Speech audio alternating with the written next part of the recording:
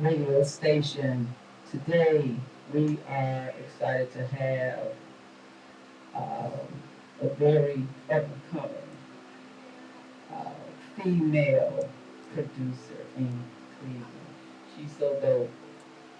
We dropped her first last name and just made it producer. Welcome to the Black Anthropy Radio Show, where we shine a black light on all people who are impacting individuals, the community, families, by providing knowledge, resources, information, and inspiration.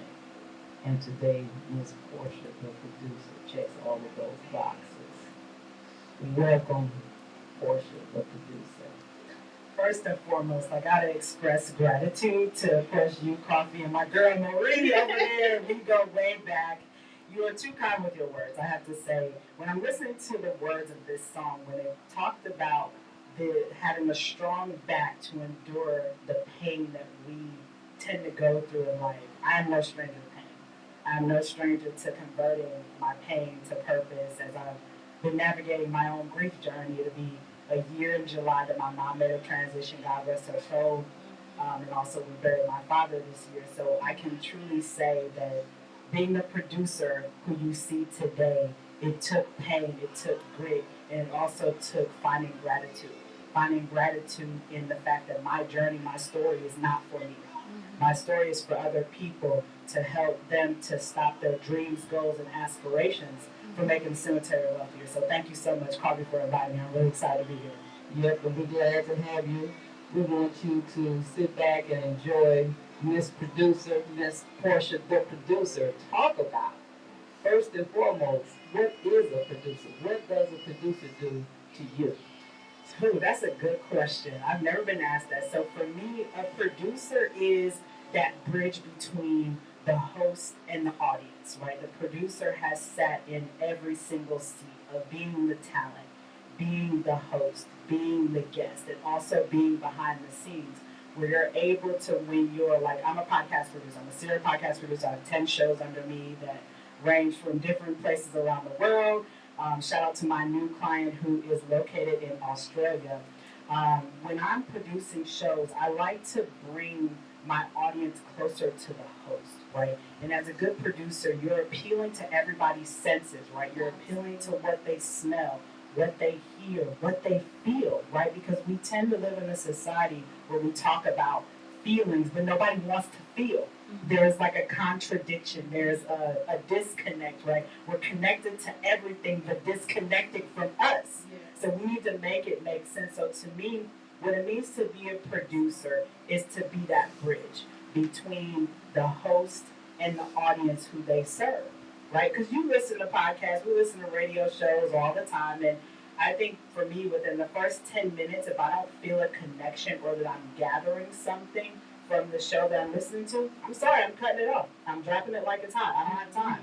Because to me, there's a disconnect, right? If I'm tuning into your show, I want to get something from you.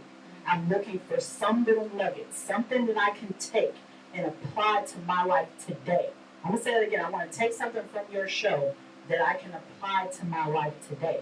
And a good producer does that for who they're working with, right? The producer is listening to what the host is saying. Like, I love being a field producer when I host, when I listen in on my client show. So A field producer as opposed to what other kind of producer? so a field producer is somebody who sits in on the actual engagement itself. So I do that for some of my clients who I work with. I just got a new show that's called Shift. And shout out to Lisa Council. I'm talking about your show. You're one of the new shows that I just acquired. And this show focuses on domestic violence. And the thing about this show that I love is Lisa really paints the picture of, yes, the darkness that happens during domestic violence situations, but she also finds a way to shift, hence the name, shift your mindset to a space of gratitude and also strength.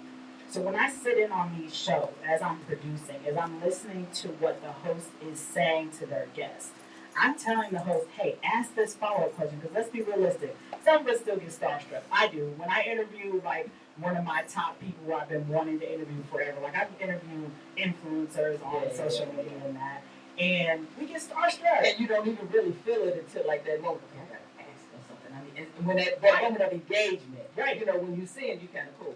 Yeah, when you see him, you're okay. But okay. then when it's getting ready to be an actual verbal exchange or physical exchange, a handshake or something, that's when you start feeling the vibe. Mm-hmm. 100%. And I like to ask the question that nobody thinks to ask, and that's what a good producer does. The producer, again, bridges that gap, right? Because there's a lot of people who ask what I call the Scotch tape special questions of, how did you get from this place of pain? Listen to 20 interviews of Portia, the producer, and 99 of the questions are the same. Right. And so that's like one thing that I do. I don't think of myself as a producer, more as a writer and a director. But to me, that is very important, especially when you're talking about doing interviews and stuff. How can I know what kind of engagement to have with you and with your audience if I don't talk to you and understand who you are?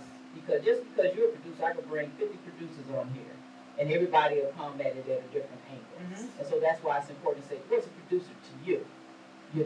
And so in doing that and connecting the audience with your podcasters, what's that meeting like when you first get with them and say, okay, you're gonna do domestic violence, but like anything, there's so many angles to it. How do you narrow down what we're gonna focus on and get them to buy into it, or you all just kind of filling it out to see how the first couple of shows and so forth go, and then you just continue to have it evolve from there. To be honest, that's a very good question, Coffee. This is the first show that I got to produce with Lisa Council, her show Shift. And while I was listening in, because I asked her during our first meeting, I said, hey, do you want me to sit in on your recordings? This is the first time she's doing video. She's always done audio for her podcast. And I said, hey, I'll sit in just to get a feel. And see, I get the itis. When I'm listening into these interviews, especially when I'm hearing this guest open up, be fully transparent about their journey of being in a domestic violence situation, finding that exit out, and what was the straw that broke the camel's back. As I'm listening in, that itis is in my stomach. It comes to me organically. Like divine intervention is what I call it. And I'll just type in the chat, because I do a lot of my interviews virtually through Zoom. And I'll just say, hey, ask this follow-up question. Like one of the follow-up questions I thought about was grief, right? Since I've been on this grief journey of my own, when we're in situations that we have to make an exit or close a chapter, there's some grief that surfaces, right, that we don't talk about. So I had Lisa ask the guest, who was Monica Estevez, I asked her, I said, ask her, what was that grief journey like of walking away from this relationship that you had been in for like 15 years and just leaving it cold turkey and being mindful of what are people going to say, right? Why would you leave this relationship? What was going on? And the judgment, the fear. What was that grief journey of isolation for you, right? And so it comes to me organically when I'm listening in, because I think about what does the audience need to hear that they don't know often is a key point to this person's story, right? So when I'm listening in, another show that I have the honor to produce is No Crystals, their podcast with host Habiba Rashid Grimes. And her show focuses on interviewing Black mothers who are raising sons in a society that tends to deem Black men as a threat. And one of the things that I love when I listen to her show is I'm considering, number one, how does the mother's role, right? How does her work influence how she engages and raises her son? And how does she navigate that in a society that continues to paint a Black narrative on her children who are upcoming, or if they're grown or not? How do you navigate that, right? So when I'm listening into these conversations, I'm always considering, what does the audience need to hear? Not so much of what they want to hear. What do they need to hear? And it goes back to what I said about listening to a podcast for like 10 minutes. If I'm not finding a connection to the host or to the subject, because I'm a firm believer that you can take a lot from a podcast if it's well produced. Oh, it's a lot of them, good morning again. You're listening to Coffee with host Portia, the producer on the Black Anthropy radio show here at NoStaticRadio.net. Check us out at tunein.com if you want to listen in, call in. Now, you're talking about the bridge as the field producer between the host and the audience. Now, tell me about establishing that relationship with the host to get them to buy into what you think, what's your vision for the show, so that they understand, okay, I'll be field producing, I'll be doing this, this, and this. What's your content, and narrow it down again? Because even if you're talking about, domestic violence, again, you got all these different angles. So how are you getting them to kind of focus in on a certain part? What's that relationship like with your host when you first meet with them? When I first meet with them, I normally listen to a past episode they've done. Okay. So I can get a feel of what their interview style is like and where I can come in. Because I let them be them. That's the key. Biggest thing. I think some producers tend to want to take full creative control. That's a lot of things. But when I'm listening into their interviews, I let them be them. Yep. And then if I pick up a little sound bite where I'm like, hey, let me interject here, then I will. I don't always put my finger in the middle of a flowing conversation. I don't. Even when I'm listening in, I don't always engage. I always listen in to keep track of time in that. But I let my host be them because I want them to have fun with the experience, but I also want them to not lose their train of thought when they're talking and also build that rapport themselves because I'm kind of the middleman a little bit realistically when I'm thinking about it because even though I'm there to ensure the direction of the show, 100%, I don't infringe on their own creative individuality for their show. Oh, yeah. And you're right, domestic violence can go in so many different avenues, so many different directions. But what I love about Lisa's show is that she really creates this narrative of shifting. It's the name of her show, Shift. Shifting your mindset from this space of I have to always be a victim if I've been in a domestic violence relationship to a space of victorious. Yeah. And so to go back to your question, what I do again is I like to listen in, be kind of that companion in a sense to this host who I'm working with. I let them still be them, but I'll also interject where I feel the divine need to say, hey, ask this follow-up question because this is something that many people are overlooking and not thinking about. Because of course, when you're in a domestic violence relationship and you share your story publicly, people want to know, okay, how did you escape from captivity? How did you, what was that emotion like to let go of that? But when we talk about the grief, that loss of that relationship of all these years, that friendship, that companionship, and don't have kids, that loss of a father or mother figure in your kid's life if they're young. So, and how does that play a role in not only your relationships that you want to embark on moving forward, but how does that play a role in your kids, in their structure of the familiar breakdown? How does that it either impact or hurt them moving forward in their life? Again, you listen to the Black Anthropy radio show. One thing I want to talk about here is I'm going to kind of jump ahead of where I normally get and get to sort of like your background. Because a lot of people that I have on Black Anthropy, I like that they have this background. And most, you're not really starting out. Because, sometimes by the time you hear about people like Marie the producer, well, you didn't start at 5 or 6 or as a teenager as Marie the producer. Talk about your background and how you actually got to be a producer, right? You started out, graduated from high school here in Cleveland, and then I love the reason why you went to Tri-C, but I'm going to let you talk about the reason why you went to Tri-C. Because if a lot of people wish that if a lot of people had thought like you when you made your decision to start college, we wouldn't be having this student loan crisis in this country that we have. So talk about the reasonableness of your approach to when you started your education journey and how you ended up being a producer.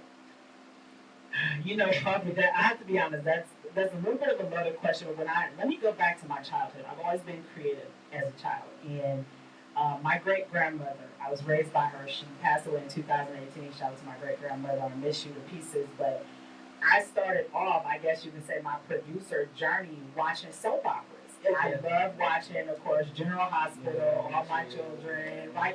All the archaic shows. And I love the story format, right? That one person's story interlaps with this person, And I just love the formation of that. And so it started with me just writing little short creative stories of my own when I was in like middle school. Okay, okay. And then let's fast forward to after I graduated from Cleveland Central Catholic High School. Shout out to my class of 2010. After I graduated, I knew I wanted to do something creative. I always wanted to be a film director. That was always my goal because I love just that creative aspect, right?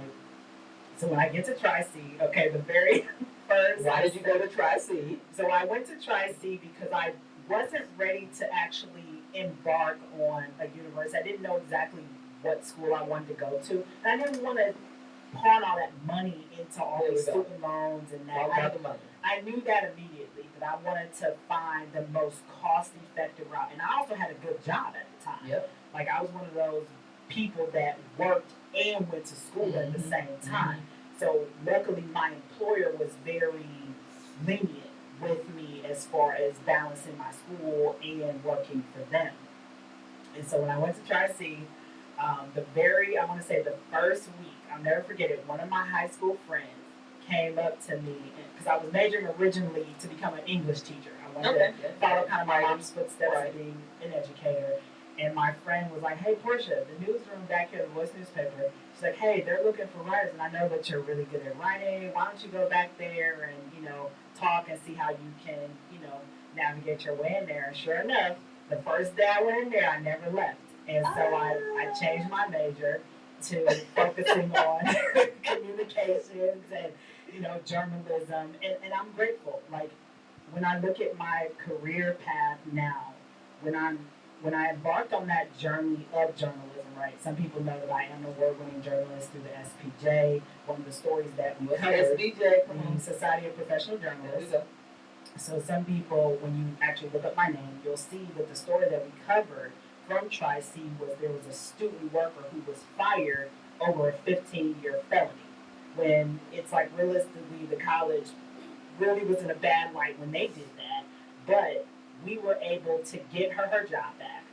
The story was picked up by WKYC and some of the other. What's WKYC? WKYC TV. The local TV station here. Yep. And then also CNN. So a lot of people picked it up because then, like, again, not to put the college in a bad light, but it posed questions to what is their hiring practices.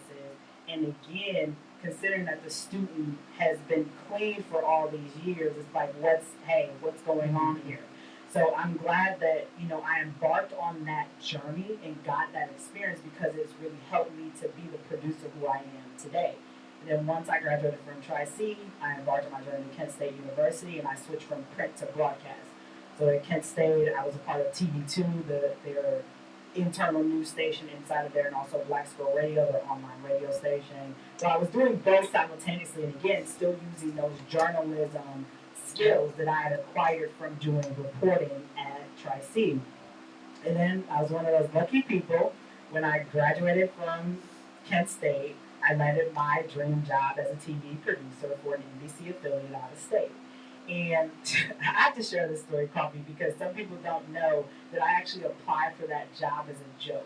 Like, I'll be really honest with you. Right? I applied as a joke. I found it on Facebook in a Facebook group, and I said, "Oh, let me try my hand at this." Well, I didn't think I was gonna get it, so I sent in my reel at the time. Those demo reels you have to, along with my resume and a cover letter and that.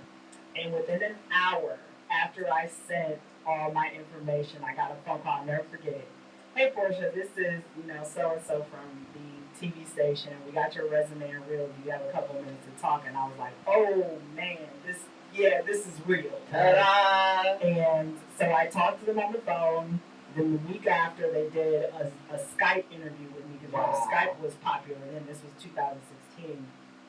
And after the Skype interview, they emailed me to do an in-person interview. So they flew me down to the station. This is something that you see in movies. Like, they flew me down to the station. They paid for me to stay in this 5-star hotel. And the hotel, I'm telling you, when you jump into the mattress of this hotel, you literally sink. That's how, like, cushioned it was. You literally sink up out of it. Even the bathroom of this, I love sharing this story because it really attests to, like, my journey of where I am today. Oh, yeah. And even the shower at this hotel had two jets. I've never seen that before. And I remember being at the station, being interviewed, talking to all the talent and staff there, and I'm like, oh, this is home for me. And sure enough, the proof is in the pudding. 2 weeks after I got back home and everything, they offered me a position. And I said, oh, cool. So in October 2016, I embarked on my big girl job, what I call it. And here's where I like to say that my dream turned into a nightmare, where the position that I had, it didn't satisfy me in the way that I wanted. I was happy that I got it, but there was a part of me that once I mastered the job within 2 weeks, I knew the whole routine, everything like that. I was like, there's more to me than this. Before you get to that though, right? Because that's a lot that you're about to leave out, right? All that you did though. Yeah. Right. So talk about all that you did. You were a TV producer, fresh out of college. Correct. And sometimes you may think that, oh, I'm gonna be a TV producer versus, you're gonna be start being an assistant or something like that. Mm-hmm. No, talk about what you actually did, because you actually did work like, oh wow, I gotta do all of this. No, talk about what you did. So, for those of you who don't know, when you work in a TV station as a producer, whether you're an associate producer or you manage your own show, you stack the rundown. So the rundown has to be, depending on how long the show is, if it's an hour-long show or a half-hour show, there's 4 blocks. So you've got A block, B block, C block, and D block. A is normally your top stories of the day. So like if there's a plane crash that kills everybody, that's going to be an A block. B block is normally what's popular around the world, around the globe. So like maybe there's wildfires going on in, like Africa or something. And then C block is always your sports stuff, and then D block is what I call the cute cat videos that y'all watch all the time with the giraffes and stuff like that. And so me as the producer, I have to keep posting those on social media about your pets. Right. People love them. People love their pets. Don't get me wrong, I love my pets. Shout out to my little furry companion, Mr. Fletcher Blaze. Well, should they be on the D block on the list? That's subjective to what the station wants. But, as so outside of obviously writing all the scripts to stack the rundown, creating lower thirds, creating the graphics, I also had to sit in the studio and run the teleprompter. And that was always fun sometimes. Yeah. I will say, those studios are freezing cold. Like, you have to wear a winter coat in the summertime. All that equipment. Yeah. And they got to keep it cool. Yeah. Any place you go with a lot of computers, a lot of equipment, bring layers. Dress in layers and bring some layers. You may as well bring a mink coat. Yeah. And mink hat. Mink hat, mink wig, everything. And so the job in itself was very detail oriented. Yep. I mean, from the minute you walk into the newsroom, you're on deadline. You are, and I have to admit that my anxiety, and I worked overnight, so I have to bring this back up too. I worked overnights, 11 p.m. to 7 a.m. Sunday through Thursday. And I've always been a morning person. I've never really been a night owl. Yeah. And so that flipping of my whole entire day, also, mind you, I'm in a different state with a different time zone. So while all my friends who are back here in Cleveland are getting ready for work at 7 o'clock in the morning, I'm going to bed. So it's that whole change of my social life. So I noticed that during that transition of me taking this new role, I noticed just immediately my mental health started to take a nosedive. Yep. Because I started to feel like, man, did I make the right decision? Here comes the grief, right? Did I make the right decision? I'm away from my nucleus support system who I've been around all my life. Number 3, okay, I've made this decision, but can I go back? If I do go back, what are people going to say? People are going to judge me for being a failure. People are going to say, oh, well, you tried it, but it just didn't work out. And they don't realize that we tend to say it all the time. People say, oh, the job didn't work out, you move on. But no. It's not that simple, especially when you worked hard to get to where you are. Oh, yeah. And I'll never forget it. Somebody who I worked with at that time at that station had said that to me, and I remember feeling heartbroken because I'm thinking, you have no idea what it's like to work from nothing to something.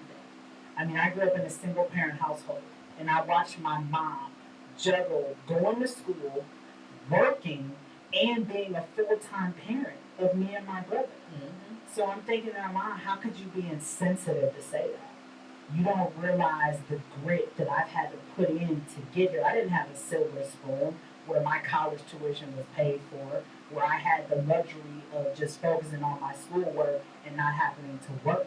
I had to work throughout my whole entire college experience. So really, my whole college experience was different than most people because I had to sacrifice time that I could have been gaining experience like this for working. Again, you listen to the Black Anthropy radio show where we shine a black light on people such as Portia, the producer, who is impacting the lives of individuals, families, and community by checking four boxes, providing knowledge, resources, opportunities, and inspiration. And she has done that. And that's exactly why I asked you to not hop over that. Because I stopped watching a lot of television shows years ago, especially the sports shows. I used to be a sports junkie. And when I would watch, and they would minimize these guys, and especially like Serena Williams, to just being athletic.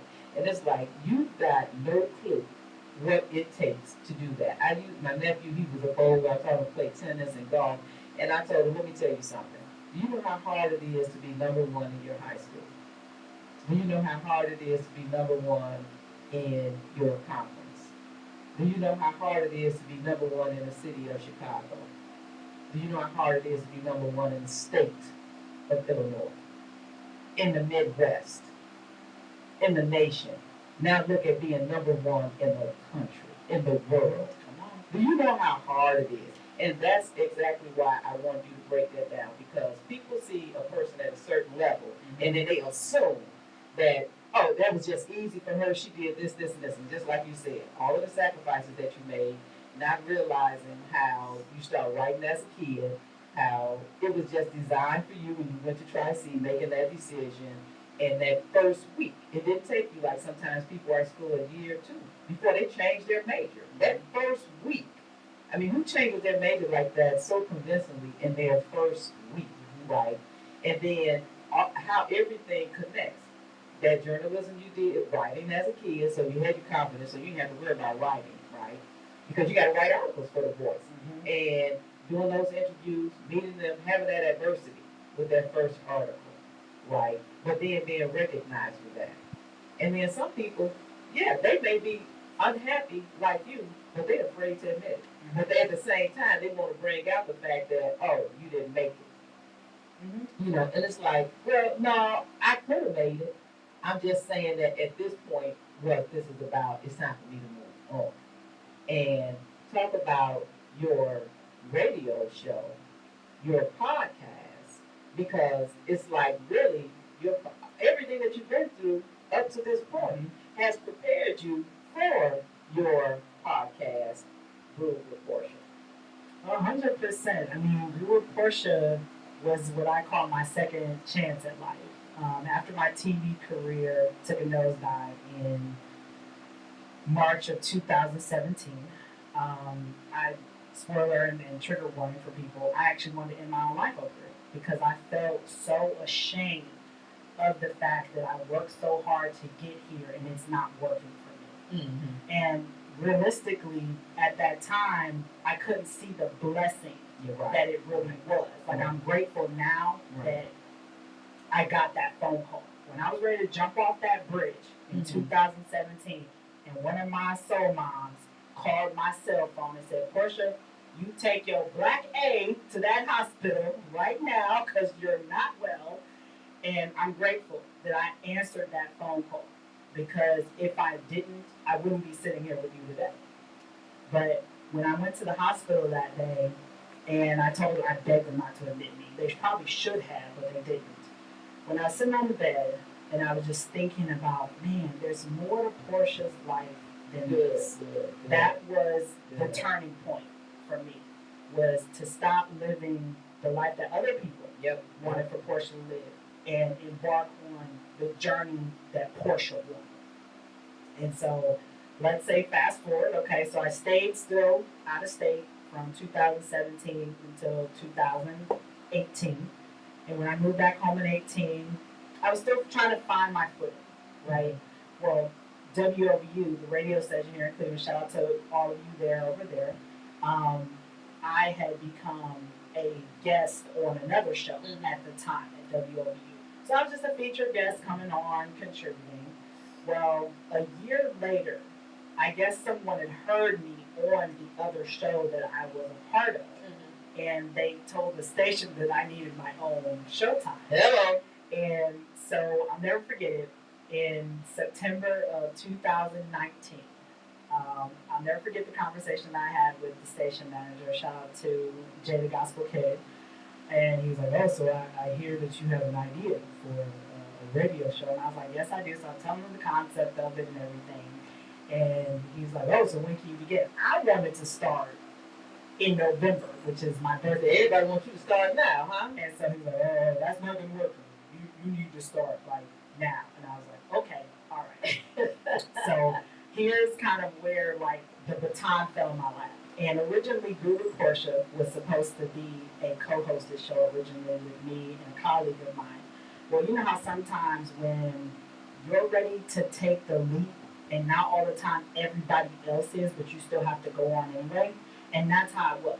My colleague wasn't ready to take the leap with me. Yeah, that's okay.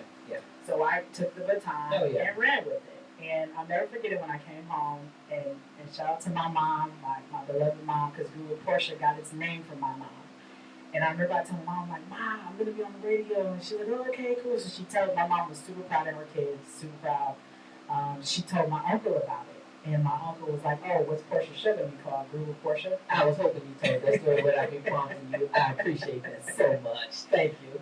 And I was like, you know what? That's where Guru Portia got its name, because I've always found a way to groove through the adversity, groove through the pain to purpose.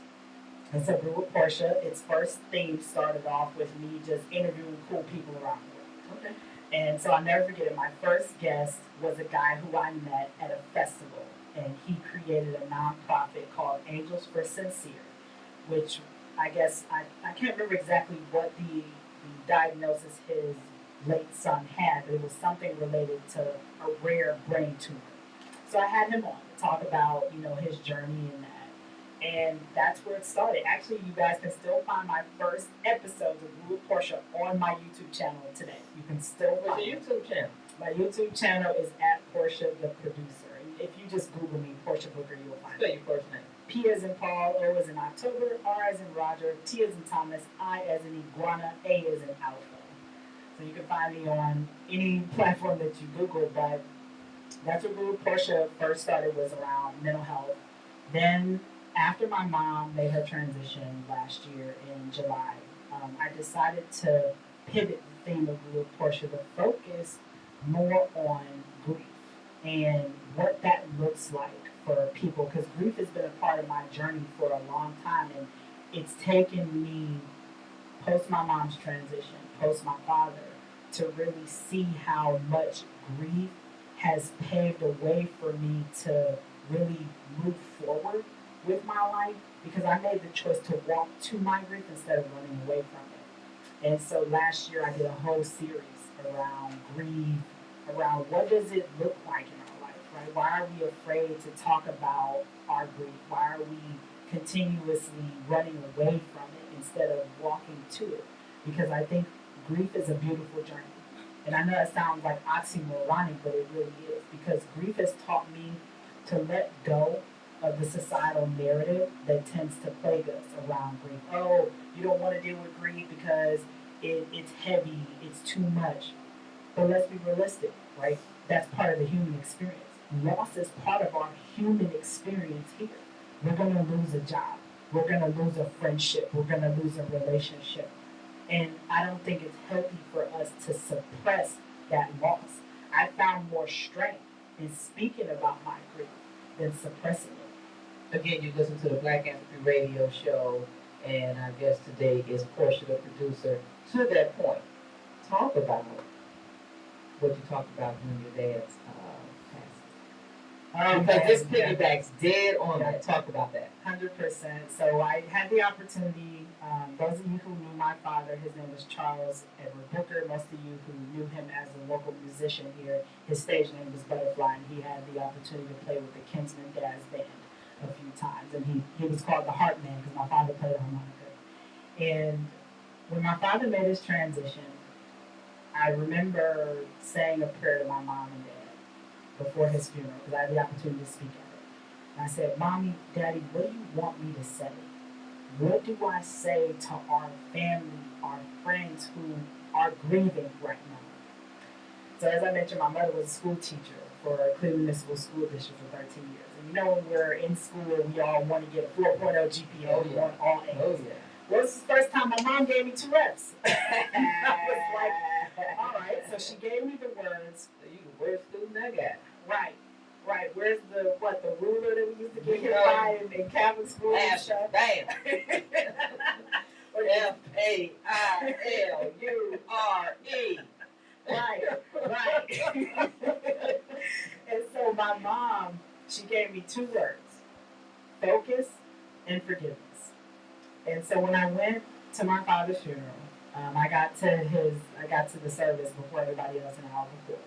And while I was sitting there with my father, before the rest of our family came, I wrote in my gratitude journal. I dedicated my full page of my gratitude journal to my father's legacy.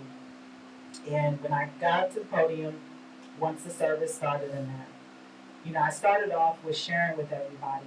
My father worked as a steel worker, but he also loved to gamble. And I remember watching how focused my father was on the games that he would play. Right? And so I kind of used that as my leverage to ask people, where is our focus today? Yep. Is our focus on the fact that we lost our friend, our coworker, our uncle, our brother, for me, my father, or is our focus on what truly matters in this life? Right? Are we going to choose to die in the casket with the person who we see here who has left this hollow shell? Or are we going to choose to live life to the fullest and honor their legacy, right? And then the other thing I talked about was forgiveness. Me and my father had always had a rocky relationship most of my life. When I tell you, I literally hated this man most of my life because I always sought his approval. But it took for my mom to make her transition and for me to embark on my healing journey again. This grief journey has been beautiful because it's taught me to let go of society's response to how we react and engage with people. And I remember before my father passed away, I remember going to see him in the hospital, and I showed him a video of one of the podcasts that I was on with a group of other people, Soul Conversations. So shout out to Dawn and R. Whitty, my soul brother. I remember showing him a clip of that, and he takes my phone. You know how people who are like new to technology, they're like, oh, trying to figure it out, right? So my father looks at me on the screen, and he's like, that's my child. You're my child. And I tell you, I've waited all my life to hear that from my father. I waited all my life, and that was the best gift I could have been given before my father made his transition. And when I was speaking at his funeral, when I talked about how me and him had a rocky relationship, I shared with everybody, I'm grateful that before my father made his transition from this physical plane, that we were able to mend our rocky relationship, right? And for those of us who are believers, right? I believe in God. Whether you believe in God, Allah, the Buddha, whatever your higher calling is, right?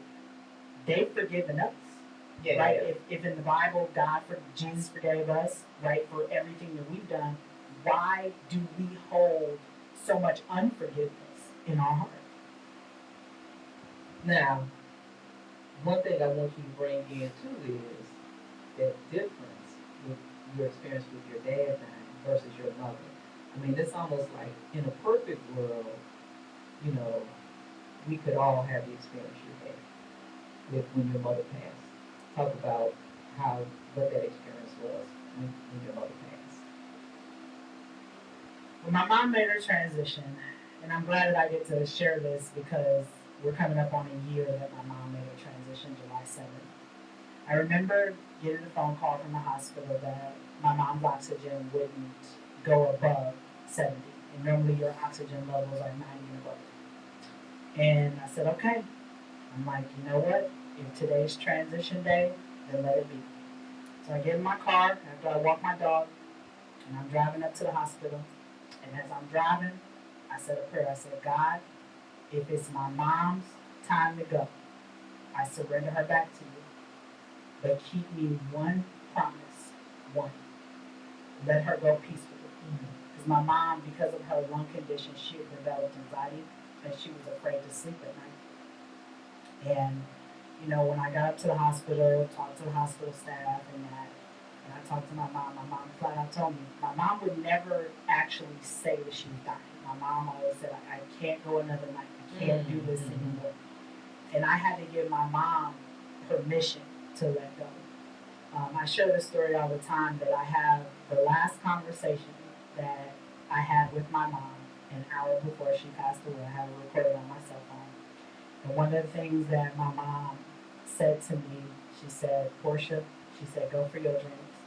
Go for your dreams, Portia, because mommy's job is done. And, you know, I'm grateful that that intuition told me to record that last conversation, because when I need to hear her voice, when I need to hear any part of her, I can listen back to that as a reminder that she's always with me. And I remember I told her, I said, Mommy, I said, make sure when you make your physical transition, Mom, make sure that you come and visit me, okay? Make sure you come visit me. And so she laughed and she smiled. Well, I remember she passed away that night, July 7th, 2022 at 10:10 p.m. And I'll never forget, I remember, because it was only me and my aunt in the room. And my aunt was on her left side and I was on her right hand side holding her hand. And I'll never forget it, that I literally saw her spirit in the room, like leave her physical body. And I remember seeing her in the air, and she blew me a kiss, and out she went. And you know, I can say I'm grateful. I'm grateful that I was present, because my brother probably couldn't have been able to handle that moment. Oh yeah, and the other important detail was you held her hand as she took her last breath. Yep. I mean, wow. If we could, I remember my mother when her mother died, and she left work, and she was like, "Just let me just let her hold on till I get to the hospital." That was important to her, and that's exactly what happened. So, to know that you watch your mother take her last breath, and that whole sequence of, you know, it's okay to pass on. You follow your dream, seeing her spirit, and then watching her take her last. I mean, if we could write it, I think everybody, or I would think that there's a lot of people who wish that that's the last experience that they can have with them. It was definitely beautiful. I'm grateful that I was present. I learned to be present even, and it's interesting because I was listening to an audiobook the day before, Jessica Simpson's audiobook titled Open Book. And I was at the very end of it, and I'll never forget what she said. It said, through our toughest moments is where we find our greatest strength. Yeah, And now you asked about my dad. My dad's transition was a little different. But the thing I look at it from this angle, coffee, the fact that they happened under a year from each other. So it's really like just picking away a Band-Aid wound. Mm-hmm. So reopening the wound, but being able to heal simultaneously. Because my mother and father made their transition from each other 9 months from each other. My mom passed in July, my father passed in April of this year. And with my father, he passed away suddenly. He had a heart attack, quick. And I remember when I went up to the hospital, and when I was sitting in the room and the doctor came and kind of ran through what they did and all that stuff. The nurse asked me, she said, oh, do you want to come see him? Yeah, I can come see him. I just walked through this journey with my mother, so yeah, let me come see him. So I go in his room, and there's always this quiet, right? When you're about to embrace or embark on another experience that you know is gonna kind of tear you apart. So I go in his room, and he's there. He looked like he was just sleeping, and I remember going up to him, and I put my hand on his shoulder. His shoulder was still warm. And I took a minute while I was sitting in there, and we did the same thing with my mom. We played music for my mom before she made her transition. And I did the same thing for my dad. I played the song that I wanted him to dance with me at my own wedding when I got married. I played Luther Vandross's song Dance with My Father.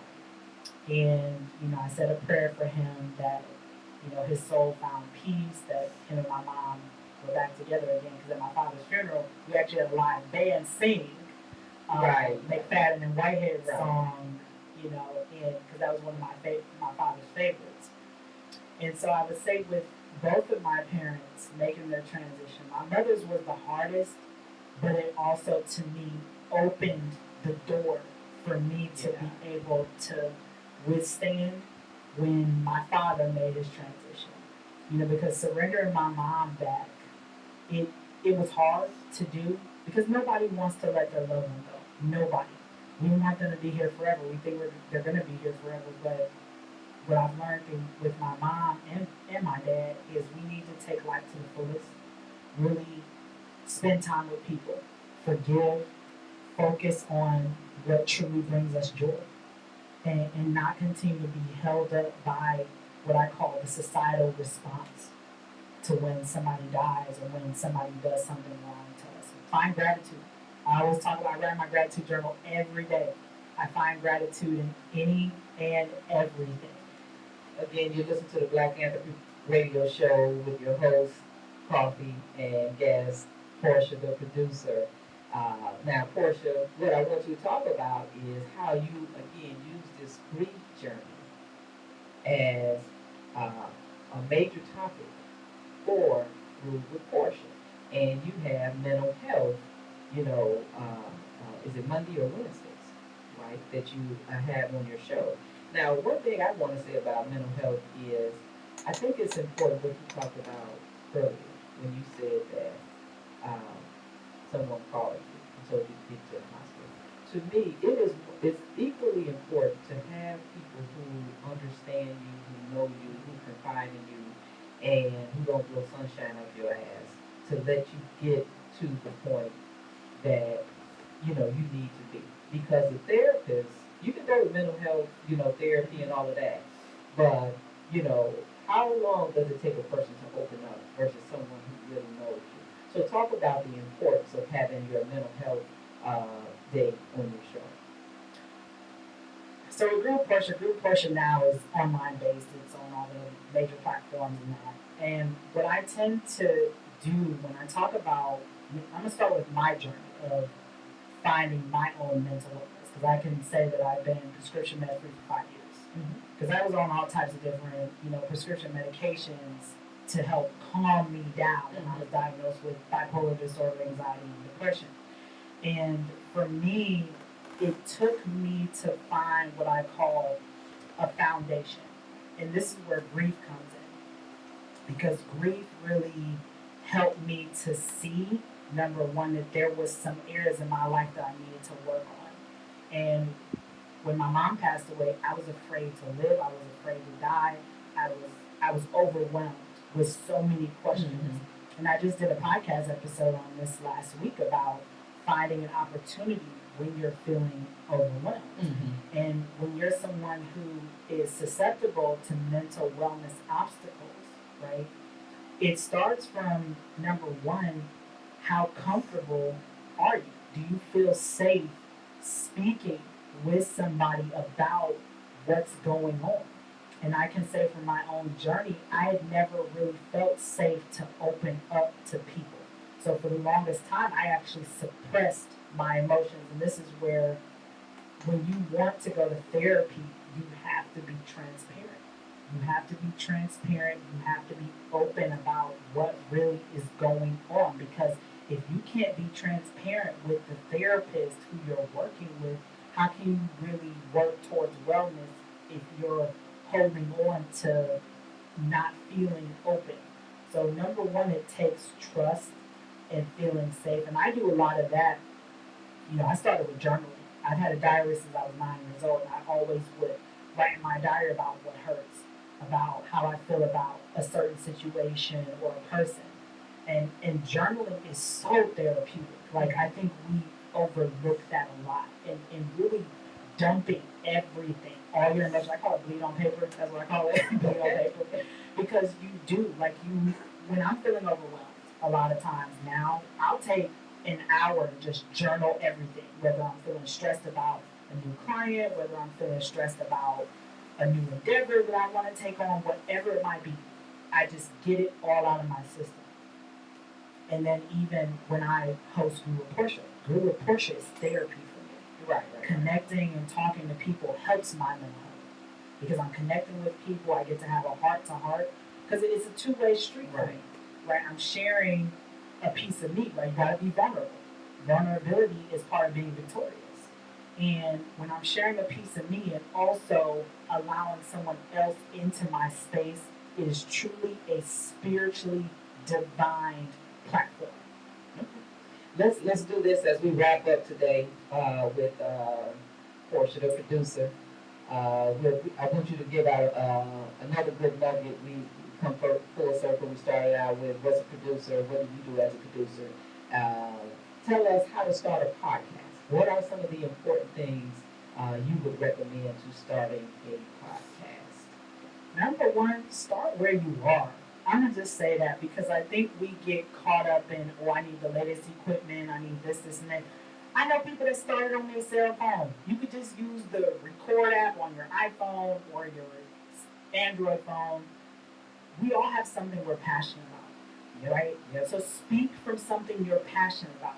Don't overthink it. And then let it grow over time because your message is going to change over time, right? You have something that you're passionate about. So, number one, start where you are. Number two, share it with people. Share it with your network. And don't be afraid to be vulnerable, right?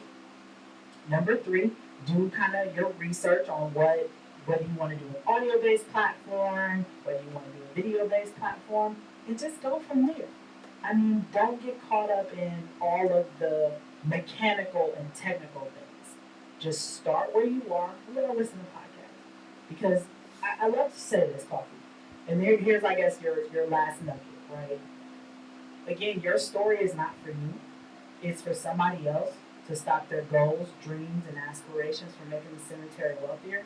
And there's always somebody who needs the lyrics from your mouth to dance to their own drumbeat again. I'm Portia, the producer, y'all. Thank you so much. Thank you so much for listening in to the Black Anthropy Radio Show. Thank our guest, Portia, the producer.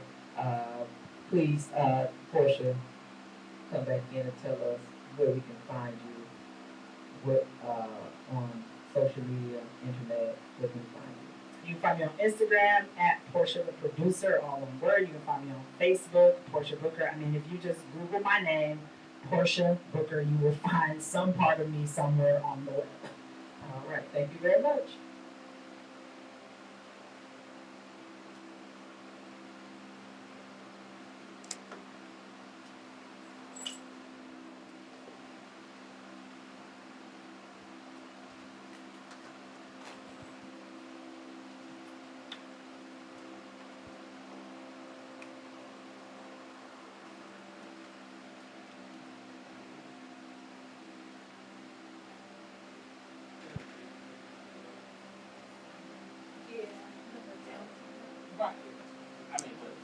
I see why that place wouldn't be good. Yeah, it was just open space.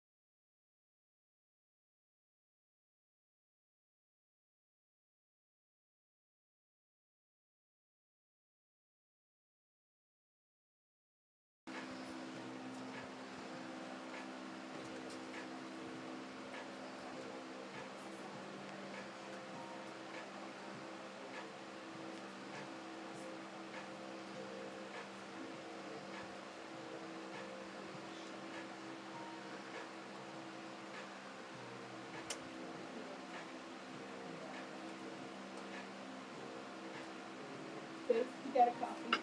Welcome back to the Black Anthropy Show. This is your host, Coffee. Our second guest today is the one and only unbelievable Mr. James Johnson. Oh my God, you talking about somebody that he gonna make me expand the mission of Black Anthropy. He checked so many boxes on there. I hate when people be like DMA. Oh my God, he checked so many boxes on there. I gotta put some squares up next to the knowledge, next to the resource, next to the inspiration and opportunities. Oh my goodness. Mr. James Johnson, Yes. he has a show here at NoStaticRadio.net, the entertainment plug. But let me go through a list of productions that the authentic James Johnson has. The uh, Urban Grandstand Digital Magazine, Authentically James, The Generation Gap, Scribes Block, My Black Vote, J Quick Transportation, I Fitness King. He was on City Council affiliated with City Council 2021, The Blueprint of a King, right? That's coming. All right. That's my point. And the Entertainment Club.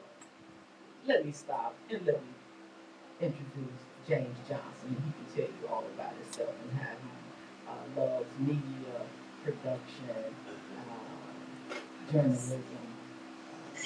James, welcome to Black. Thank you very much. I love that intro. I swear to God, I love that intro. All the stuff that I watched, man, that's dope. I really appreciate you. I'm like, shit, this is Oh, work. yeah. But I don't know why I'm having such a hard time. I'm nervous now. Okay, there we go. Thank you very much. I'm glad to be here.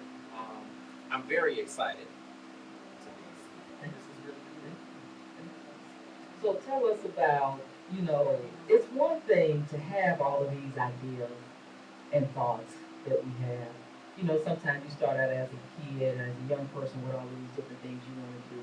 And sometimes, you jump start and you go out and do them. But as you get older, you really feel, I need to do this. Now talk about how you went from having all of these ideas to actually making them happen. You know what? It's been a journey. That's kind of a nice way of putting it. Like it hasn't been. My journey hasn't been bad, but it's definitely colorful. I kind of knew what I wanted to do, like especially coming out of high school. Like I had an idea of what I wanted to do, but I wasn't really, I guess, pushing for it. Quote unquote. We have all these ideas about what we want to do versus what we feel like our parents want us to do. Yeah. And what's Yeah. really acceptable. Yeah. And I don't even want to say acceptable, but just you want to do things that are, centered around making your parents happy. That get a good job philosophy is gone. And That my mother is still gone. talking, but That's gone. look at it. But it really was a lot of what I was doing, like when I first came out of high school, was about trying to make my mother happy. Yeah. And it wasn't really centered around like trying to be happy myself, or I don't even think I was in that headspace. Right. So, like the reality is, I didn't want to go to school. Yeah. I mean, I'm very glad that I ultimately went and graduated from college, but at the time I didn't want to go to school, but I went because I thought my mother would be mad that I didn't go. But then I did that, and I got kicked out of school twice. And I mean, when you really look at it in hindsight, I didn't want to be there. Right. So it kind of took like living life. Yep. And sitting out of school for a few years, 5 years. Because after I got put out the second time, I had to pay for school. They took my financial aid. Yeah. Like, you don't need this money. So I had to pay for school. So I had to figure that out, which I did. And I mean, I was like, I don't know how to pay for school, but I figured it out and paid for Tri-C. And once I paid for Tri-C and I did good while I was there, then they gave me my aid back. And that's what took me to Cleveland State. But I went to University of Akron before that. So I had been in school. I got a 15-year college career. Oh yeah. Oh yeah. It took me 15 years to graduate from Cleveland State finally. But I'm glad I did it, and it don't matter when you do it. It's just Right. it's just that you do it. Right. And I mean, we could say what we want about college degrees and all that stuff. Like, in so many ways, it don't even matter.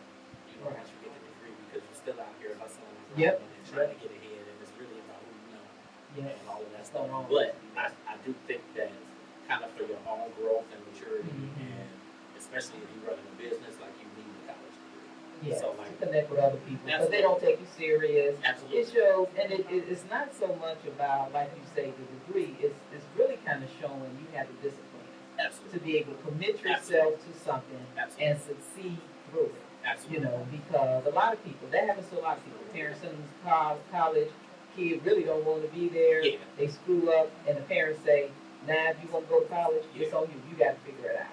And it's really about, you know, what it really comes down to. And I mean, I know this now, and I was gonna say my old age, so I'm 45, but I think I know and I understand now that it's really about, it's like it's a conglomerate of things.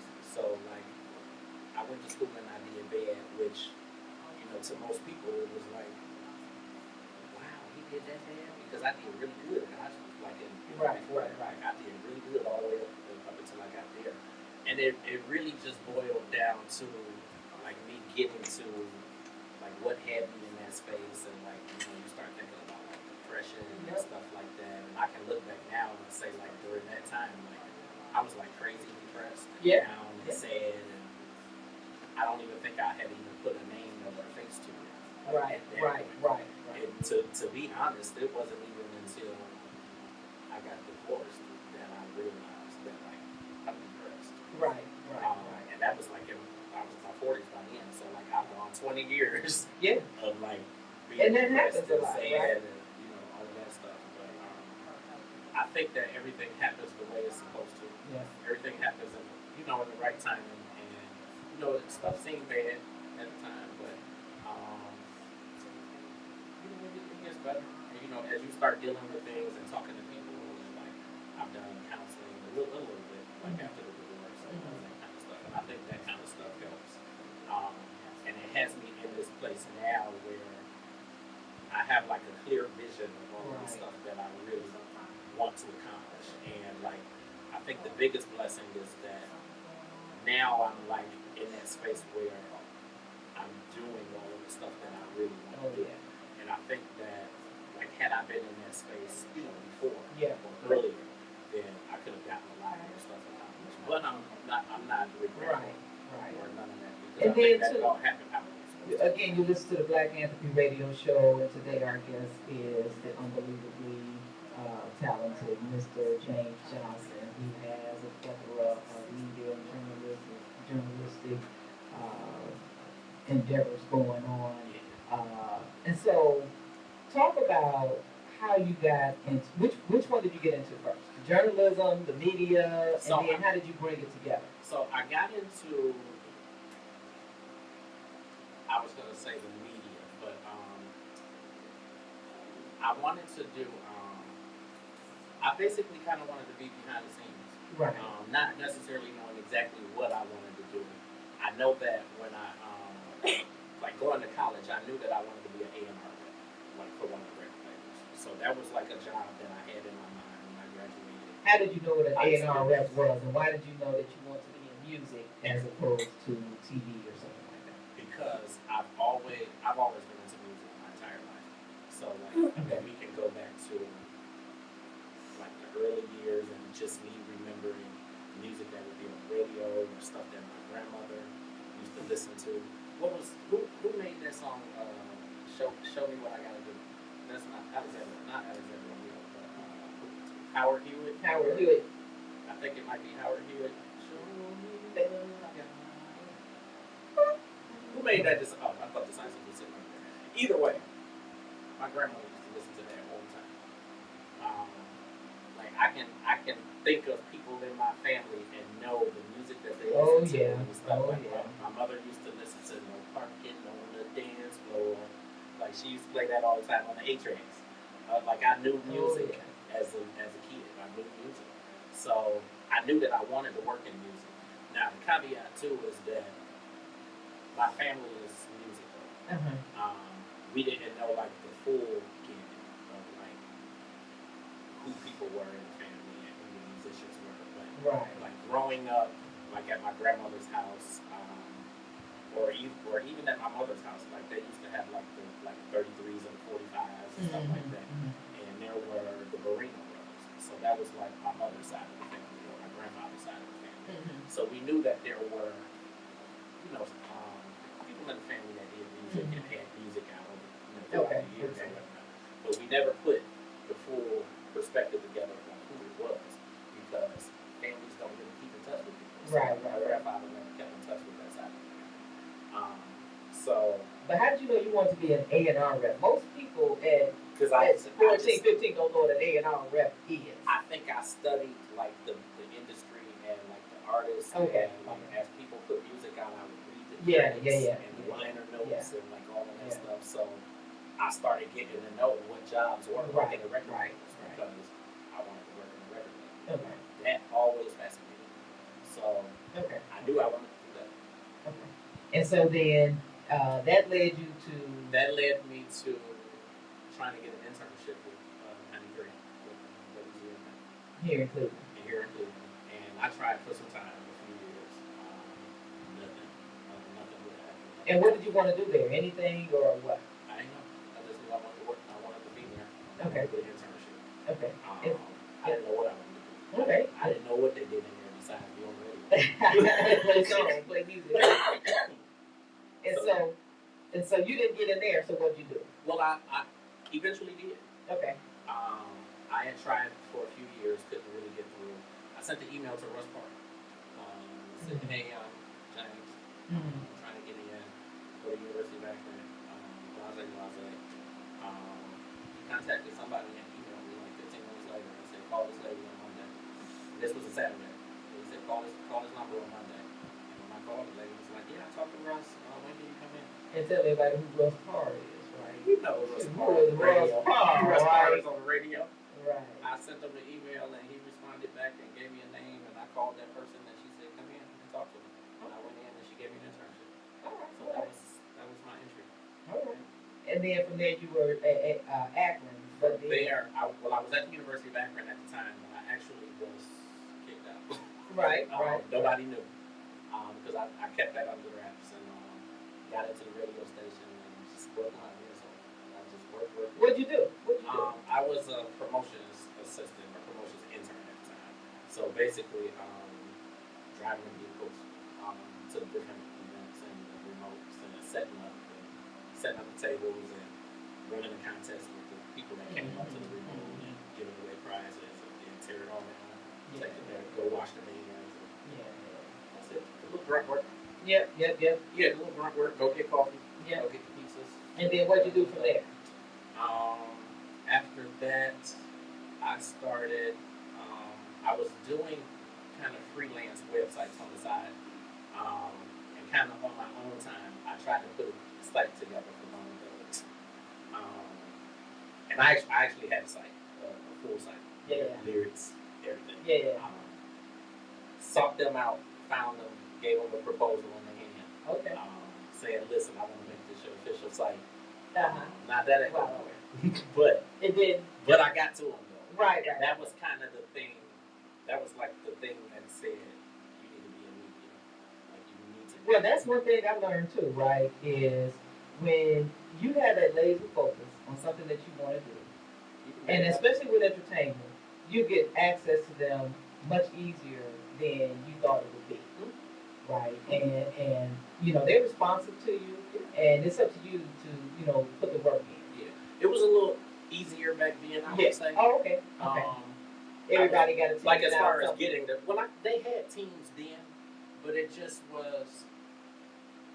wasn't so much of like the paparazzi and running like back then when I did it. So it was a little bit easier to get to. Because I did it for sports. Okay. And LeBron and them, Yeah. you know, I was standing to the side, let all the pretty young things, skin and grin with all the Like sports outlets.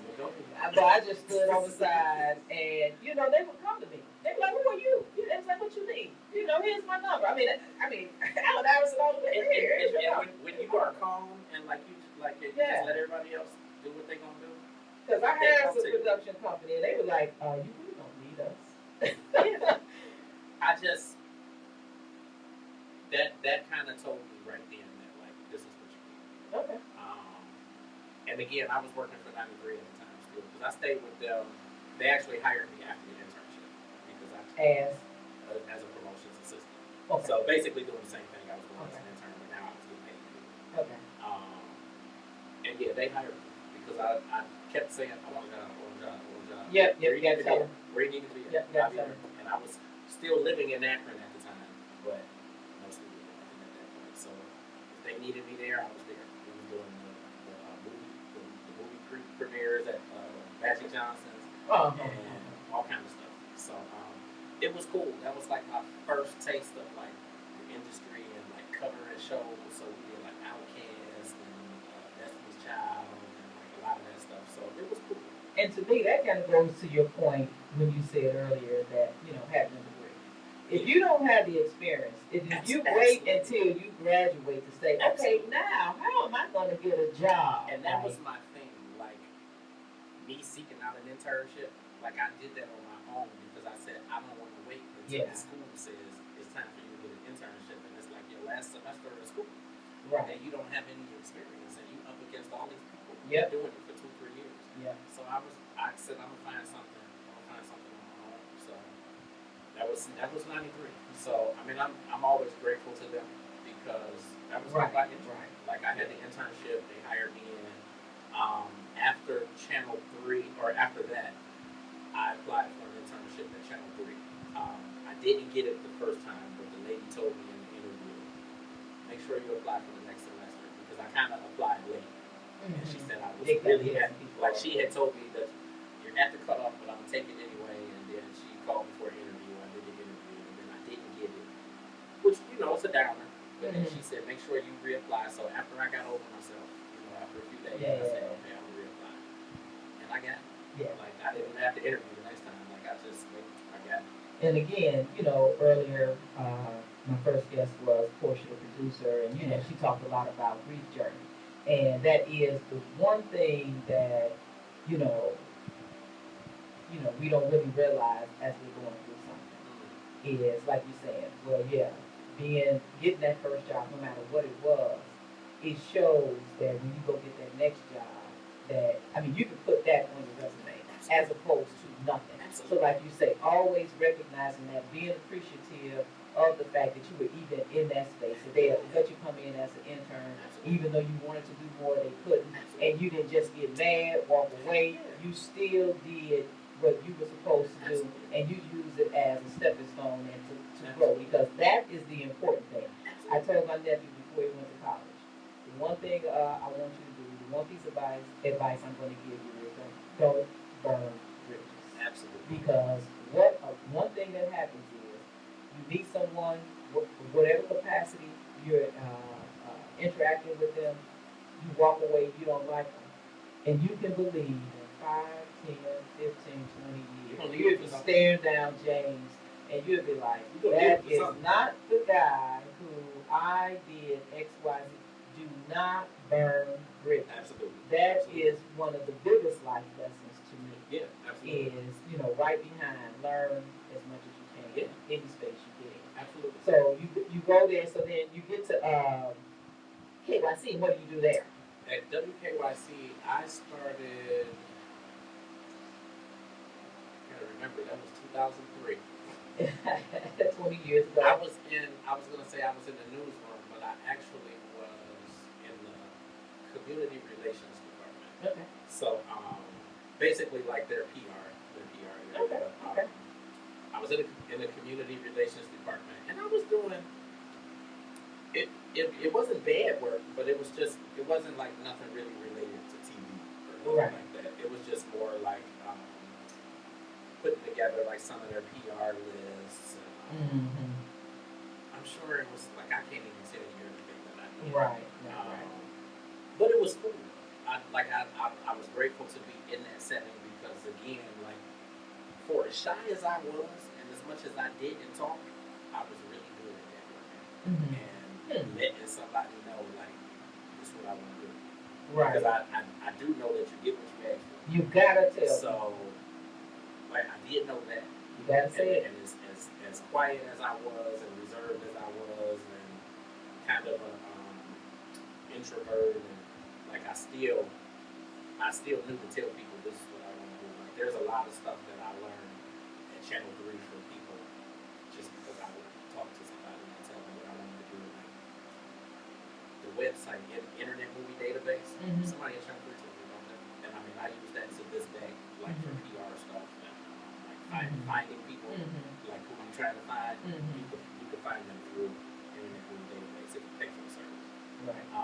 But I mean stuff like that, and then kind of the same thing as when I was with 93 and me telling them constantly like I want to stay, I want to stay, I did the same thing in Channel 3, like I want a job, I want a job, I want to stay, I want to stay, whatever you want me to do, I want to stay. Right. They created a job for me, and that's how you got to do it. Was like it was in the mailroom.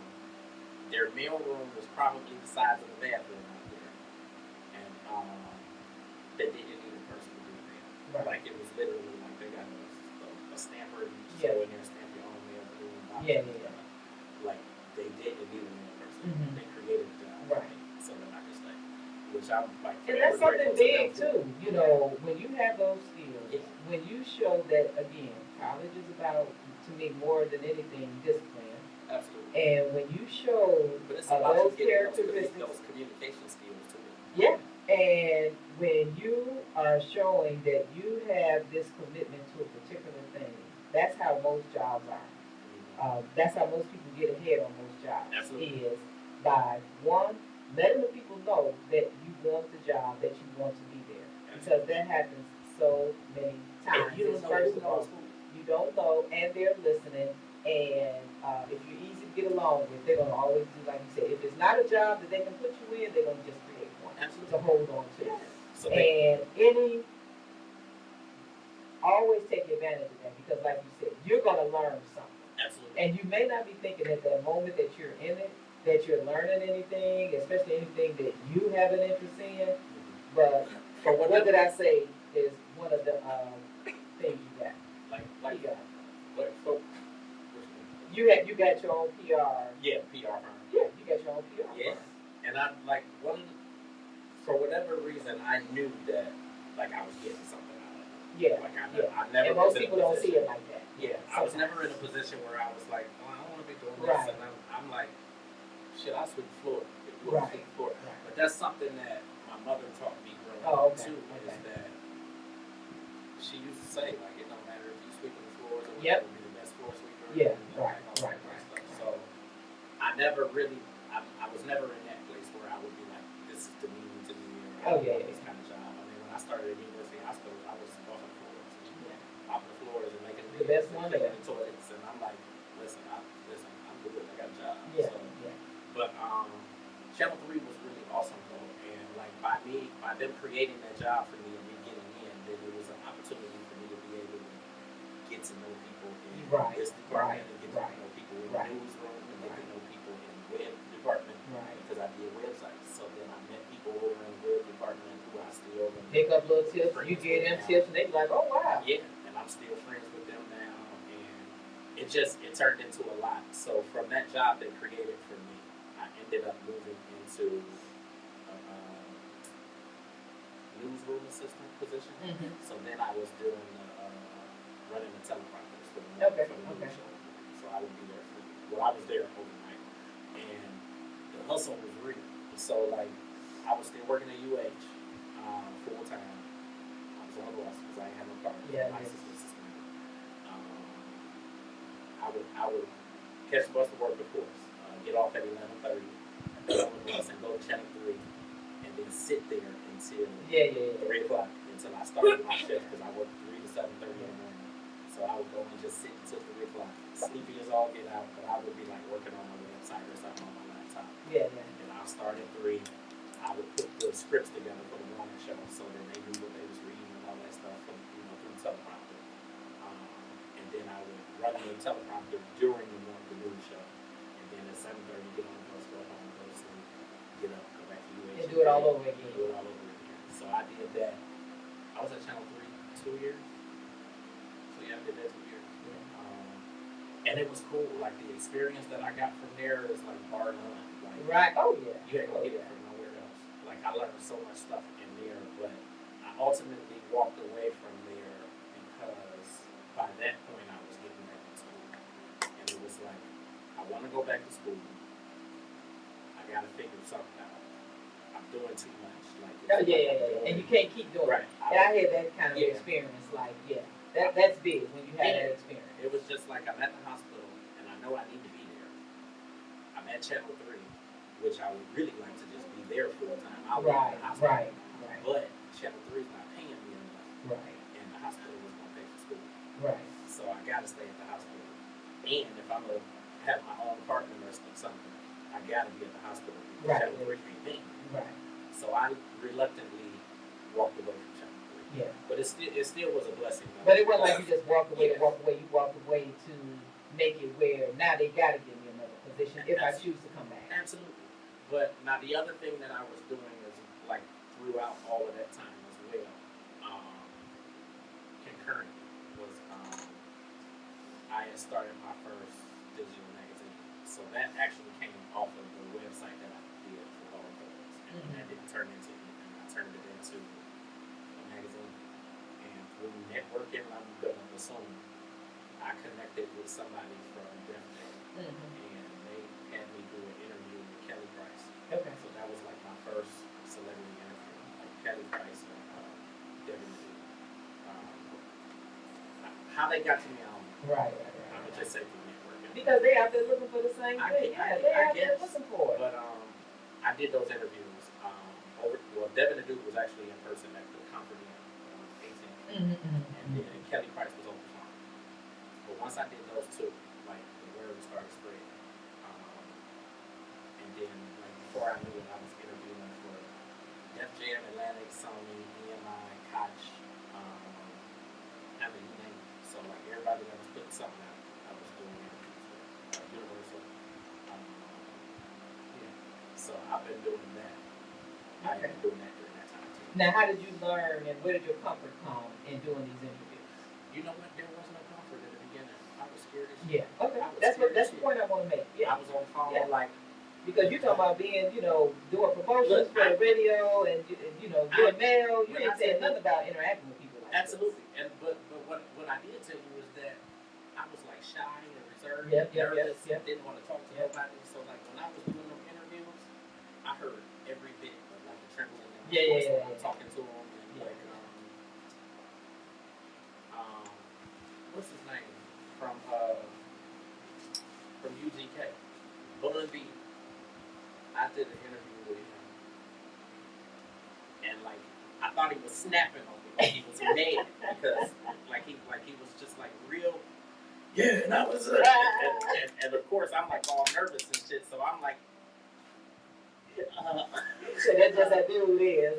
It's just weird, but like I was so shy and Yeah. like I was, so I didn't have any comfort like in the very beginning. But they couldn't It tell took- because you lined up all of I those. don't think they could. Yeah, you but lined up all of those. it took time. Yeah. It just took time, and like with time, I got more comfortable. Yeah. And I got more comfortable with who I was, You and right. what I knew I could do. Yep. And yeah, it's been going since the end, 2003. I've been doing these interviews. And so then, what did you decide on as your major at CSU? Journalism.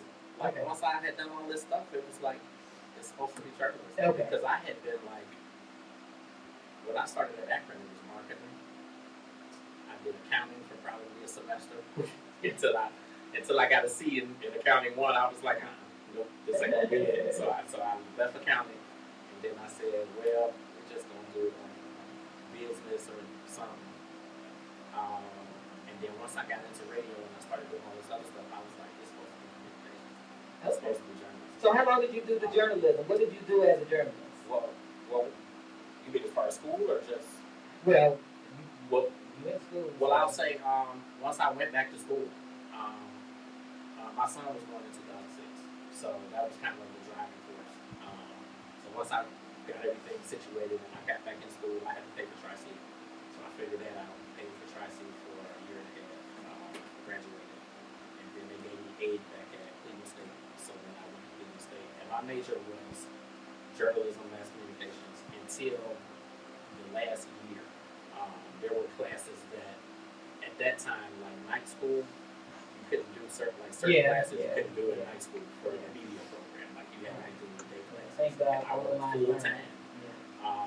I was still working full time at UH, so it was like I got to change to just straight comm so that I could graduate. So I did that my last year at Cleveland State. So my degree technically is just straight communications. But once I finished that, I really just started doing my own thing. By that point, I had been doing, I had been at the radio station, I had been at Channel 3. I learned enough about the industry just to know, like, the ups and downs and how fickle it is and how jobs come and go. Like, especially with the record labels, like, you get a good job with the label and you'll be there for 6 months and then they'll just decide, okay, we let everybody go away. And I was just like, I don't deal well with that kind of uncertainty where I'm like, my job is on the line and I might not have a job tomorrow. I think I had enough of that, like, kind of throughout the years, just getting different jobs. I worked in banking for a little bit, and I got laid off from the bank, and it was like I can't pay the rent. Yeah, that's what they always plotting and planning. It's actually how I ended up at university. How they gonna make more money? The people at the top, how they gonna make more money? They always plotting and planning that. And so, like, when people talk about the hustle now, those the biggest hustlers. You CEOs and executives and them, you know, each other, boy, what you into? How can I get a piece of it? How can my business get a piece? If this or that happens, I mean, they the biggest hustlers. People don't see them as hustlers, but they are the biggest hustlers. Very much so. And I just was like, I can't deal with that kind of uncertainty. Right. Like, that was how I ended up at University Hospitals when I got laid off from that. So it was just like, after that, I was like, I don't really want to put my life in one of things like that. Oh, yeah. Now, granted, I was, still at the hospital and whatnot, but I just learned so much about, like, the media business, and then, like, my biggest goal at that time, I wanted to work for BET. So, and it's interesting how a lot of people, when they are into entertainment like that, whether it be music or acting or whatever, theater or whatever, it's like they know the companies that they work with. That is very interesting. Like, my major was accounting, and I'm not sure that I knew I wanted to work for an accounting firm. I knew that those were options, but it wasn't my goal. And so that makes a big difference to me, though. I think it does.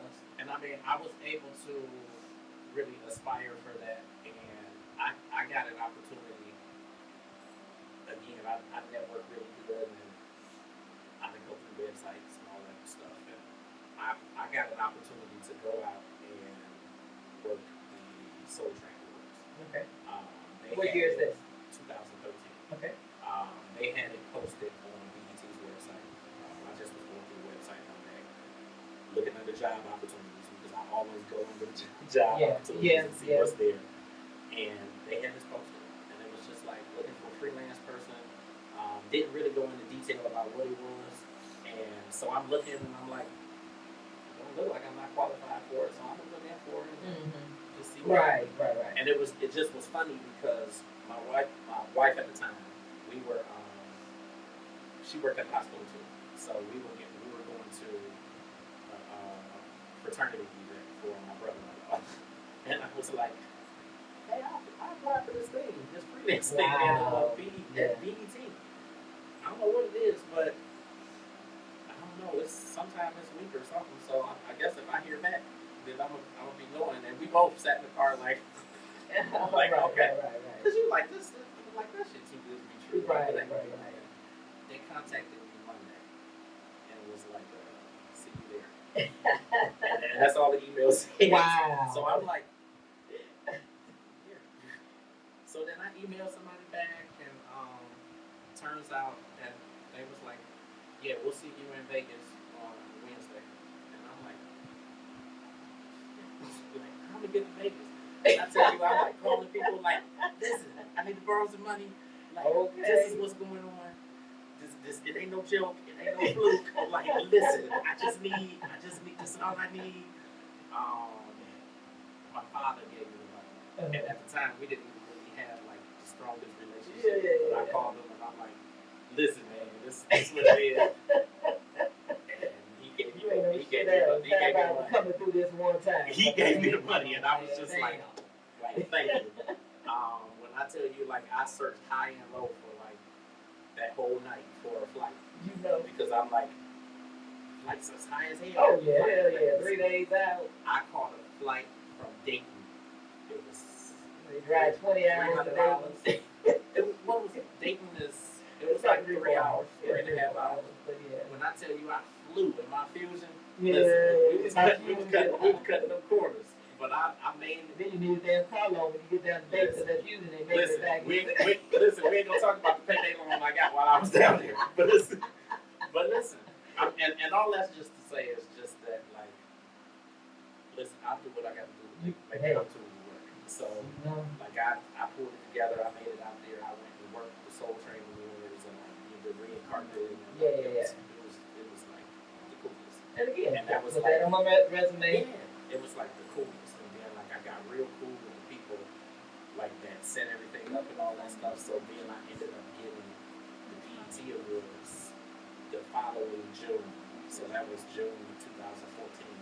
But the caveat to that is that I was doing the BET Awards for UGB. So it wasn't working for them. It wasn't working for them to put their stuff together. It was covering the red carpet and doing interviews and all of that stuff for my so. And so you started UGD in 2013. Yeah. And then I got the BET Awards, and from there I knew, like, okay, I don't really want to work for anybody. Oh wow! I mean, just was like, I'm at the hospital. I'm gonna be at the hospital until it's time to go, but I don't really see myself going to nowhere else. You know, the interesting thing about jobs is, you know, people who stay. It's like, just like with me, I just kept learning so much. Yeah.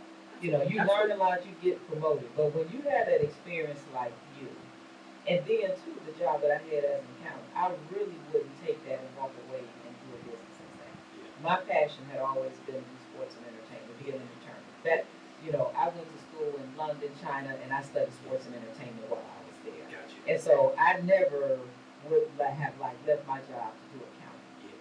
But, and so I always knew, like you're saying, I don't like this job and I need to start my own. And that gives you, I mean, people don't realize how much freedom that gives you to really do what you want. You have pressure from a different place. Well, it takes a minute to get there because, you know, granted I did that stuff with, you know, BET and I did Soul Train, but I still was at the hospital. And then, I mean, I did Essence Fest. I still was at the hospital. But for us, it's always going to be like that. Right? Look at Ava DuVernay, right? I mean, listen, you know, it's all of the different paths and stuff she went through, held on to that job, to that last thing, made it. You know, we don't really get in there and get in that sweet spot and then learn all of this. And see, now this how you do the whole thing, and then this how you do it. I mean, you like look at those guys as bankers. When you look at when they graduate with finance degrees, they put them right in there running a hedge fund. You get on the phone, call people, and so when they had them meltdowns on Wall Street, they would be like, "Oh, no problem, do this. I'm going over here and start ABC finance firm." We don't get in that space like that, so we generally have to keep working another job full time. So I just was like, I took I go to Atlanta so much and I do media stuff.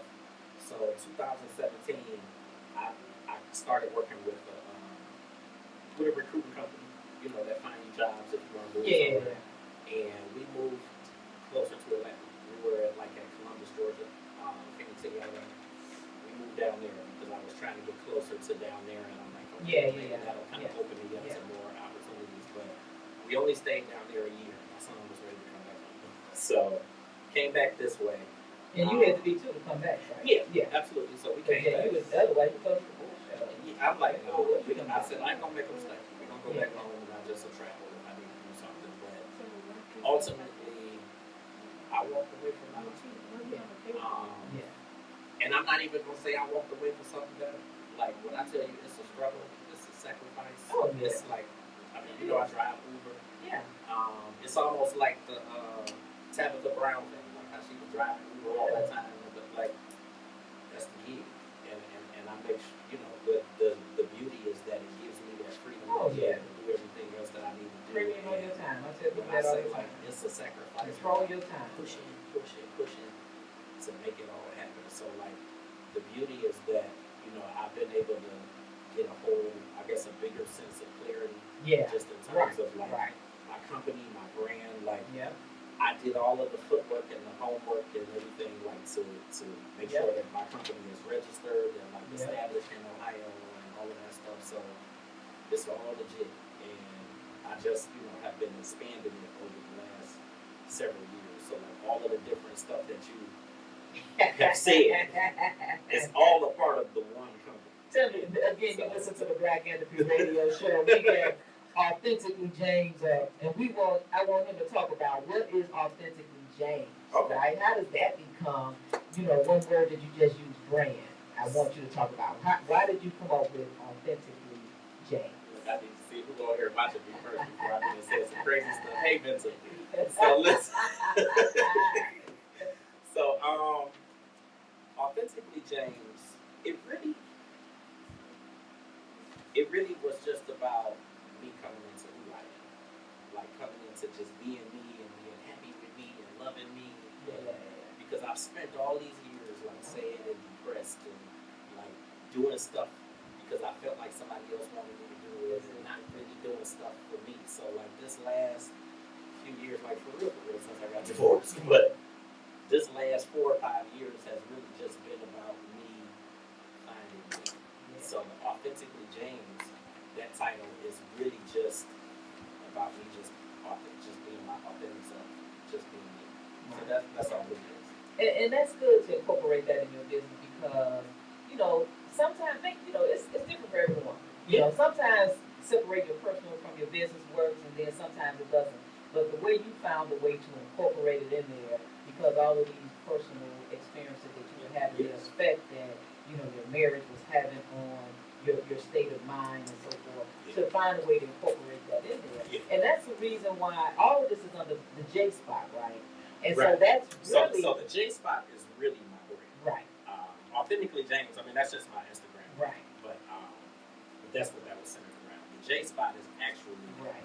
Where everything my full brand. It's like where everything falls. So up under the J spot is UG Digital Media Publishings, and then up under UGD Media and Publishings, that's where you find J Rock Publicity, and you find Urban Grandstand Digital Magazine, and you find Scribes Blog, which is the nonprofit that I'm launching to help us get into media. Like I just look at all of the trouble and the struggle that I had with getting experience, and like the internship that I got at Channel 3, I didn't even tell you. I was kicked out of school at the time, and you have to get credit from school in order to do this internship. So I sat and I was like, okay, now how am I going to figure this out and get something so that I can get this internship? So I made an appointment with the counseling center at Cleveland State, and I don't know where this man is today. Jonathan Ray was his name. I have no clue where this man is, but I remember names of the people that helped me. Like I talk about Russ Parr all the time. He don't know me from Holy War, but he called somebody. He ain't had to do it. Right. He made a call and said, "Go call this lady." Like today, if you email somebody like him, they're not gonna look at your email, or they're not gonna because it's unsolicited. Right. You know, versus at that time, this was 2001. Right. Or 2003. Yeah, so it was going directly to him. It went directly to him, and he responded. Okay. Right. But Jonathan Ray, he was a counselor at Cleveland State, and I went and talked to him, and I said, okay, listen, before we do anything, let me just tell you already, like, I am dismissed from school. I'm taking the class here, but it's non-credit, so I'm not getting credit for it. I'm working my way back into getting back into school. However, I stumbled on this opportunity at Channel 3 for an internship.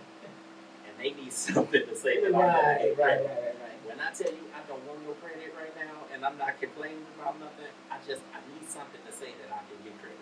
Right. so that I can give it to them and I can get an internship. And he wrote it. Yeah. And maybe it's because I was being honest and like pouring my heart. I don't know, Yeah. but he wrote it. Yeah. But he wrote it, Yeah. and I gave him the letter and got me in. So, Okay. I'm grateful to everybody. So you started in 2013. Well, you really kind of started before that going for Harmony West. I did work out and you transitioned that into the digital magazine. So I transitioned that into, it was called Urban Connections at the time. I shut that down to go to grad school. And then when I came back, somebody had taken that name. So then I changed it to Urban Grad School. So that's what that was. Okay. And so then, talk about what your generation gap is. That's a podcast. So that's one of the new podcasts that will launch within the next month on my new podcasting network. That's UG Digital Podcasting and Radio. And it's my son and I. Okay. So the whole idea behind the generation gap is like there's a gap in between, musically. Right. Yeah. There's a gap in between, what motivates him and inspires him musically, and what motivates and inspires me musically. I mean, I'm not listening to Martha and the Vandale, I'm not listening to that stuff, but I'm like a '90s baby, listening to that kind of music. Yeah. Whereas Did turn that everybody on with consider him, to be and he likes it. But he listening right to now the Lil Durks and the stuff like that, and I'm like, so I just think that with that gap in between where he is and where I am, I think there's a lot of what our musicians can teach him about music. And just the same as I think that there's a lot that the Little Durks and the people that are out there that he listens to that I turn my head up at and I'm like, turn this shit off. I think there's a lot that I can learn from them in terms of why they think the way they do and the music they listen to. And Decisive can actually tell you, I brought him here to the station one day and he did my show with me and he was talking about some artist out of Cincinnati who initially I was like, the hell is this shit? What are you listening to? But then when he actually broke it down for me, he was like, well, he's depressed and he's going through this and this person died and this stuff is going on. He's talking about how he's making it through and why this is a strong thing for him. And I was like, wow, and then as I listened to it, I'm like, wow, I can actually hear it in the lyrics, but I wasn't paying attention to it initially because I'm just like, we just be like, so I think there's a lot that he can teach me about his generation and music, and I think that there's a lot that the SWBs and the Escapes, even though they fight each other, I think there's a lot that they still can teach him. It's just so interesting to me, when you just have so many people nowadays, talking about, the young people, and they don't want to do nothing. And it's like, well, you can't turn my perspective on that is different. For one, they're not going to be young forever. And we have to, give them options like what we had. And we needed the options, and we needed people to listen to us. And I think Busta Rhymes was a good point of that on the awards last night when he got his Lifetime Achievement. You got to pay attention to them and listen to them. Listen to what they have to say because they make a lot of sense. And sometimes more than what we do. And just because you don't relate to it, that young person doesn't relate to you or is not digging you, doesn't mean that, there we go, there's 6 degrees of separation. Absolutely. Someone that you're connected to, they may get that connection with them, and then that relationship goes from there. It's like, to me, how many colleges and universities are there in the country? Absolutely. And how many people enroll, young people enroll? So it's like, to just take all of the young people and put them all in one basket and say they don't want to do anything, it's like, we've got to be open to what are the things that we can do. And then, too, there are some young people that you can connect with. And so to just say that all young people, that's so interesting to me when people say that. But it's like you can argue people about their opinion. Absolutely. Right. Now, tell me about all of these different artists and people that you interviewed. Lord, Jesus. And this just shows the breadth of your experience. And like you said, you have been an introvert for a long time, right? I have, and it's only been. What has really aided in opening me, helping me open up to artists and managers and publicists and all of that stuff. Being here in those static building, and Decisive knows. Like she noticed. Like when Decisive met me, and we met through GCABJ.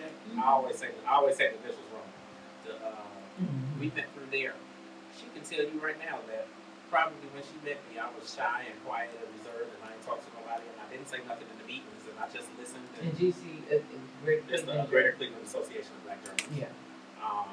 I would sit in the meetings and just listen and okay, and get my stuff and march on, get my car and drive off, and like, I was at the meeting today. I ain't did shit. Yeah. Like I was quiet. Wouldn't talk to nobody. But I think that was the shyness, that was the depression, that was yeah.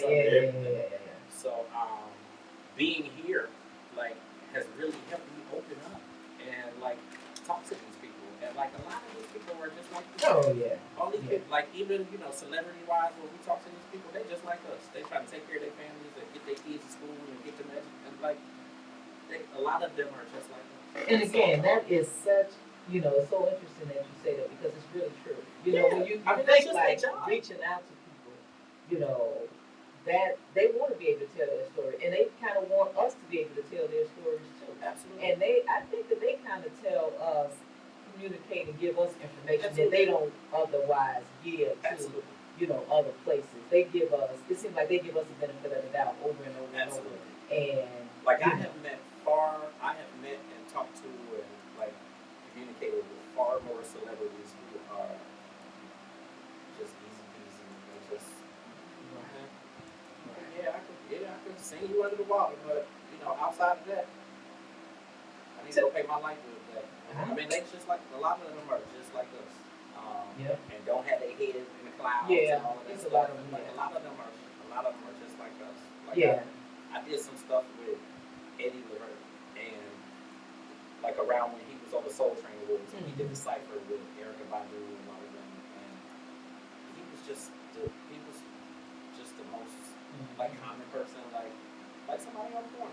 Yeah. So I mean, you meet a lot of people that are just because like I said, I know when I first started doing stuff like this, and like LeBron's mother, she came to us like, "Oh yeah, put y'all here," and when you would meet with them and talk with them, and you'd just meet one athlete, and then the other one would be like, "Well, I'm having an event, you come to my event too, and me and him have an event," and then they'll be like, so-and-so having an event this city, so like you say, it's like they're open to it, and so not to be intimidated by, and it's really, like they're happy to see.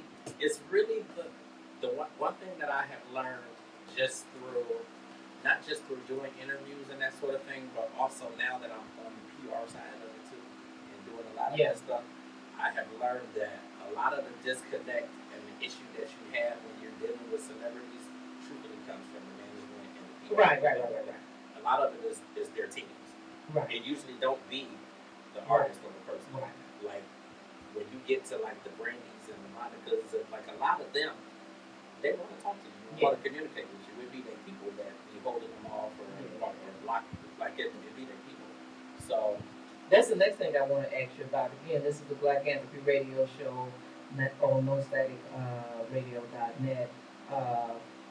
And today my guest is James Johnson, unbelievable media publishing journalist, personality here in Cleveland, Ohio. I mean, you are like I say, most people, you're a journalist, you got your article. I can take you from the site, but when you're saying it, I'm like, y'all gotta go to his website and look at all of this stuff, how dope it is, how thorough and complete it is. When you look at the, his digital magazine, we ain't talking about just, a couple of articles or a couple of magazines that he didn't drop. It's like a laundry list. And we block your ass from getting on there too if you ain't got no damn subscription. Look, I'm gonna hit her with a real gem now. Listen, the one thing I would tell people who are listening and who are watching is like I've been able to do all of this stuff because I refuse to give up. Like I refuse to give up because it's my passion and it's what I love. And if I had to do it for scot free, I would absolutely do it. Like like I love doing all of this stuff. So I think that's why I'm so successful and why it seems like it really comes easy to me, but it takes a lot of work. And when I talk about the sacrifice and like the hustle and the grind of like keeping it all together, and I'm just glad I paid my website before you evidently went in there and checked it, because it was down for a minute. But that's what the Black Anthropy show is about. I'm just glad I paid it before you got on there and you was like, the website down. And we don't even know people like you exist. I mean, you know how you are a blueprint for how many young people want to do stuff like this. That's why my book is called The Blueprint of the King. Well, that's one of the running titles of it, is that The Blueprint of the King. I mean, because you have all these skills, you have learned all of this knowledge, you have all this, and you have used it to do, real serious work, and not just throwing something together to be on social media saying I did this or can do this. I mean, this is real work, people, and and it's not about like you just said. It's not about just putting something up just to say I did that or I did this. Because if you talk to certain people, they'll tell you that I still struggle with sharing what I've done, because I'm like, I don't want to come like, I always want people to see the humble side, and that I'm really grateful and appreciative of what I have and what I've been able to do, and that I'm not like, it's like this is serious. And I know that it helps people as much as it's helping me, because I think that like when you figure all the depression and like all of that shit, like if I didn't have this side of like I probably, and when I say I probably would have jumped, I'm dead serious. Because I have once been in that place where I was just like ready to go. Look, mental health is not just about acknowledging that you have mental health or going to get a therapist. Absolutely. It is about learning how to balance this, learning how to live with this, and learning that you're going to have all of these trials, tribulations, challenges, and it's how do you deal with them, and how do you have things and people in your life that you can lean on to continue to get you through that next moment. Absolutely. Because like you said, if you don't have these things to work on, and if you just allow yourself to sit there and be mired in, disappointment, it's like you've got to be able to have other things. Absolutely. Because that therapist is not going to be there with you the entire time. I'm trying to tell you. And so like when I guess when life is happening, and like that's the stuff that kind of like keep me smiling and make me so like I try at all costs to make sure that I'm doing something toward the brand. I think that's really big. At all costs, I try to make sure that I'm doing that stuff, and like even with the generation gap, like that was really like I've always done stuff. Number one, to keep my son busy, so that he ain't just doing anything, just running around. But I know that a lot of this stuff excites him too. But I think he's also in a place of where he's trying to find what he really want to do. Like he plays sports, he plays football, he plays basketball, and that's my point with young baseball. So he's trying to figure out exactly where he falls in.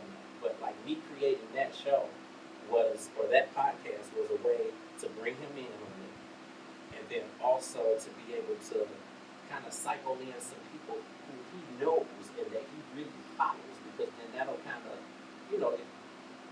build on his excitement, as far as doing it, and make it so that it's not a job, because that was my whole point of like all of the stuff that I'm putting together, is that it ain't a job. So like I could be sitting up at 3 or 4 in the morning, which half the time I am, making a flyer or doing something on my phone. Like everything that I do, which is also indicative of my full brand. Like everything that I do with my brand, I can do on my phone. And that's also why it's called Urban Gracefully Digital, because I started as a print publication. Well, it started just as a magazine first, and it was a print publication, but it's so costly to print issues, and you have them in stores, and then they don't sell, or all of them don't sell, and then you gotta go back and pick all the old copies up, and you got all this shit sitting at home. I was like, I want to do digital, like I'm a geek on computers. And I'm buying all of the latest software and all of that stuff. So why not make something that people can access it on their phone? So they got it with them all the time. Like I actually had built an app for the magazine. It's just not in the app stores because I haven't put any issues into that. Okay. But and if you don't update your app after so long, they take it out of the app store. But I did have a mobile app for the magazine. Apple for about a year and a half, so I learned how to build apps and all that stuff. But I'm self-taught on a lot of like the websites and of course the social media and the apps and like all of that stuff. I used to buy like the coding things for websites and just kind of sit down and study them so that I could figure out how to. You know, I'm so glad you came on because I mean, this is really what Black Anthropy is about. Is people who are doing things that is their passion, and then you end up impacting the life of other people. Like if there's anything I couldn't change, or that I would say I regret, it would be not tapping into my passion. Yeah, like, yeah. That's really it. Like everything else was supposed to happen the way they did, but like following your passion. Yeah, that's you'll never go wrong with that. You won't go wrong because it might not be a lot of money in it to start off, but the money gonna come because you're doing what you love to do. But you know, it's like I tell my nephew, you should all the stuff you learn, you should be using to start your own business. I said because you're gonna have challenges no matter where you go, and thinking you're gonna get out here and survive on the job 20 or 30 years. To have that be the manager of my time every day, and be able to do what I want to do every day, and learn how to grow from there. You know, I you know, I wish I could have done that. 15 years ago. Yeah, But like I say, it's never too late. Well, I got a little twerk in there. Hey, if I went 3 years from retirement, trust me, So when you in a situation like that, give up lifetime health insurance and say, well, no, this is my dream. No, absolutely. No, I'm with you. And so, but for that, it just really But after that 3 years. But that's the thing that I'm doing now is using that time you can set to, that's what I'm doing now. Is all of the things that I always had the passion to do is doing those things now so I'll be in a different position, hopefully, in 3 years when I do retire. And so to have you on the show with all of these things that you have done, the incremental steps that you've taken, not really knowing where it's going to lead you to, but then having this whole brain portfolio, and then having the capacity to be able to pull it through and do all of these things. I mean, that's a lot. And you don't have this big, massive team either. I don't. And my big thing right now is pulling everything together to make it all make sense. Like when somebody goes on the website, then they can see, okay, this falls under there, and this falls under there, and this is what that is. So I'm working on that piece of it now, just to kind of resituate some things. But I don't have a massive team. I am working on building that team. So like, Sean. Yeah. Sean and I, we actually launched Urban Grandstand together. So, and it was just a magazine at that point. So everything else came after the fact, but initially it was just the magazine. And it's done so, like, it's a testament to if you work hard. Oh, I was gonna say that earlier. Like if you work hard, you do whatever the hell you want to do. Because like we right here in Cleveland, and for all of the stuff that I've done, there's people living in Hollywood and New York that have not been able to accomplish this. Because they're waiting on that dream job and opportunity, and it don't work like that. You got to do that work. Like my friend Kevin Conwell says with his company, he hired himself. You got to hire yourself. Right. You got to hire yourself because I ain't gonna be sitting around waiting on somebody else to give me the opportunity. Right. And the thing that really pushed me, like doing that Bomb Buzz, where it's like the thing that pushed me to even try to find them myself and pull all of that together was somebody telling me no. Who had the ability to connect us or link us or whatever. They felt a certain way about something else and they was like, no, we can't do it. It's a conflict of interest or whatever. So I said, I'll figure it out myself. Right. And being able to accomplish that was like the fire that I needed to be able to start doing everything else. I'm a big sports junkie, and what you're talking about with work ethic, and even from when you first started, and your determination to work for the radio station, and then your determination to stay with the TV station. As a sports junkie, when I talk about sports, I have to limit or pay attention to who I'm talking to sports about because they kind of take it the wrong way. And it's really saying, and it's like really what you're saying. I have watched this person, if they haven't done it by now, they're not going to do it. They're not going, Kevin Durant, he's not going to be successful in Phoenix, people. Because I told my nephew when he first came into the NBA, I'm going to give him 3 years, maybe 5. He needs to gain 20 more pounds of muscle. He needs to learn how to defend and rebound consistently. I said, because he's taking away other people's job being a shooter when he's 7-1. And so he's not going to be successful there because he hasn't made that commitment before. So you don't need to wait and try to see and hope and pray and cross your fingers for him. Mm-hmm. It's not going to happen. Absolutely. It does not take that long to put in that hard work. Like you said, either you're committed to the hard work, you recognize that this is what I need to do, and you do it, or otherwise you don't. And so to me, I can parallel what you say to watching sports. Yeah. No, and if you don't do hard work from go, you do not at 5, 10, 15, 20 years later say, I'm going to do hard work. Absolutely. Absolutely. No, you do hard work from go or you don't. Absolutely. Absolutely. You know? And so, again, James, this is Coffee with the Black Anthropy Radio Show. I got a new best friend. His name is Mr. James Johnson, the J Spot. Oh my God, what is this guy doing? He is off the chart. You all have got to get to his website. It's the jspot.squarespace.com. Tell us all your social media, your website, where you're at. Everybody can find out about what you got going on. So my website, that address actually does work. But they can also do, it's the jspotonline.com. So I added the .com on there after the fact. So that Squarespace does work too. My social media, Instagram is Authentically James. And Twitter is I am James Grant. Yeah, I usually just bounce between Instagram and Twitter. I am on Facebook, James G Johnson II. So that's my social media, and also ugdigital.com. So that's where they're putting everything Urban Grandstand. Everything is there. Yeah, you go to UG. Yeah, everything Urban Grandstand.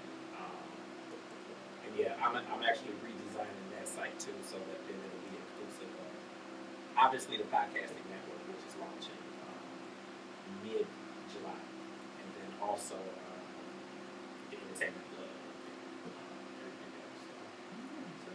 Thank you so much for coming on. Thank you for inviting me. This was exciting.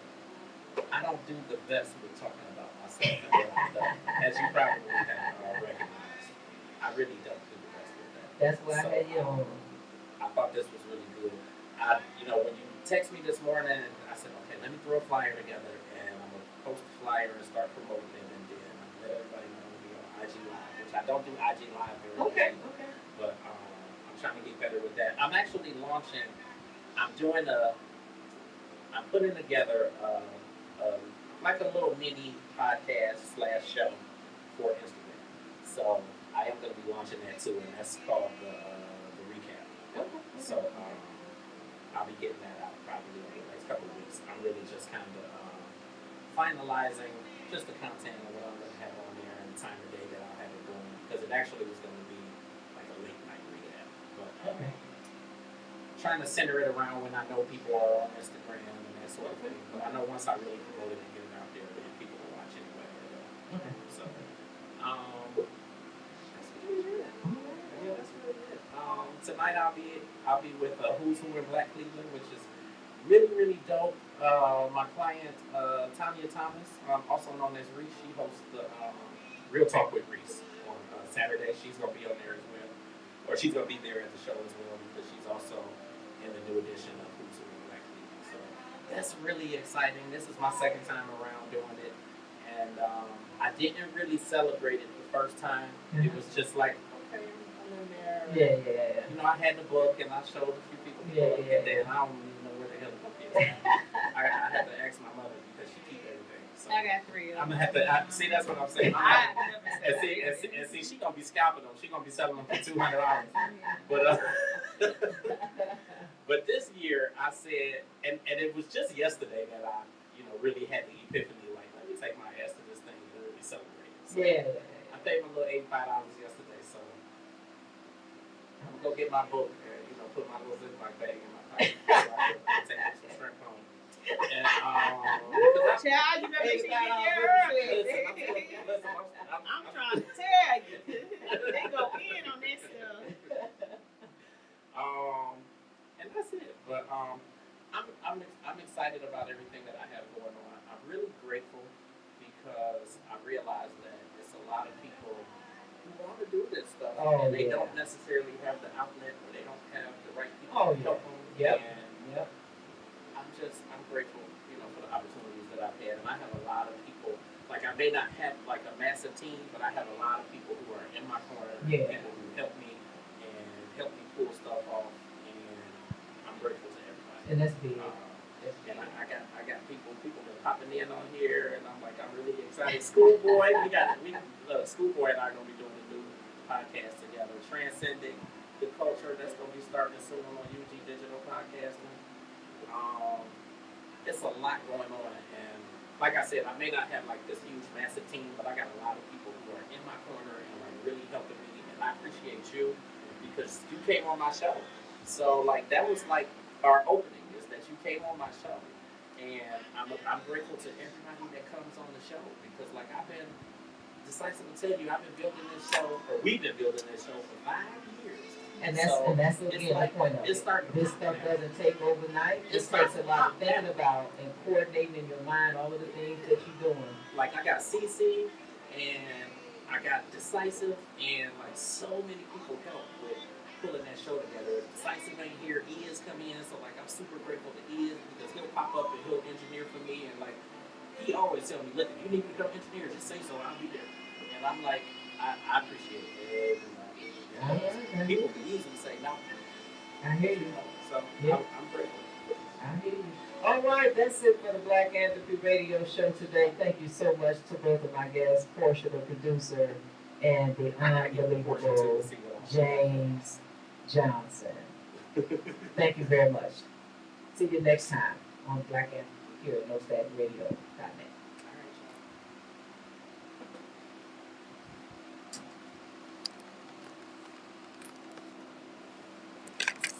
There you go, Marie. We'd like to thank you for tuning in to Black Anthropy on the station where we don't bring no static, but we sure enough bring the noise on staticradio.net. Make sure you guys check us out on social media where we absolutely love to hear from you on Facebook.com/No Static Radio LLC, on Twitter at No Static _radio, on Instagram at TheReal_No Static Radio, and on YouTube at No Static Radio, as well as our newest streaming platform, Discover.tv. Discover.tv. Take a good look at it.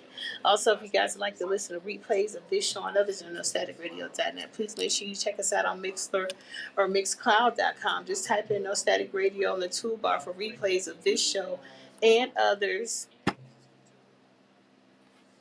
And for continuous streaming, check us out on TuneIn.com, live on LiveRadio.net, or MediaQ for continuous streaming of this show and all others. And for all things No Static Radio, including up-and-coming events, merchandise, and an in-depth look at all our great shows here, please check out our website at www.nostaticradio.net. Thank you guys so much for tuning in. You know what it is. Stay tuned. Coming up next at 2 o'clock, we got The Hustle and Wax Flow here on your voice of the revolution, NoStaticRadio.net. Powered by Google, Partner with Colors, is sponsored by Lamont Avenue Ones at Cleveland Rugby League and Hot Girls Gear. You guys stay tuned and we'll be right back. Okay. Please don't smack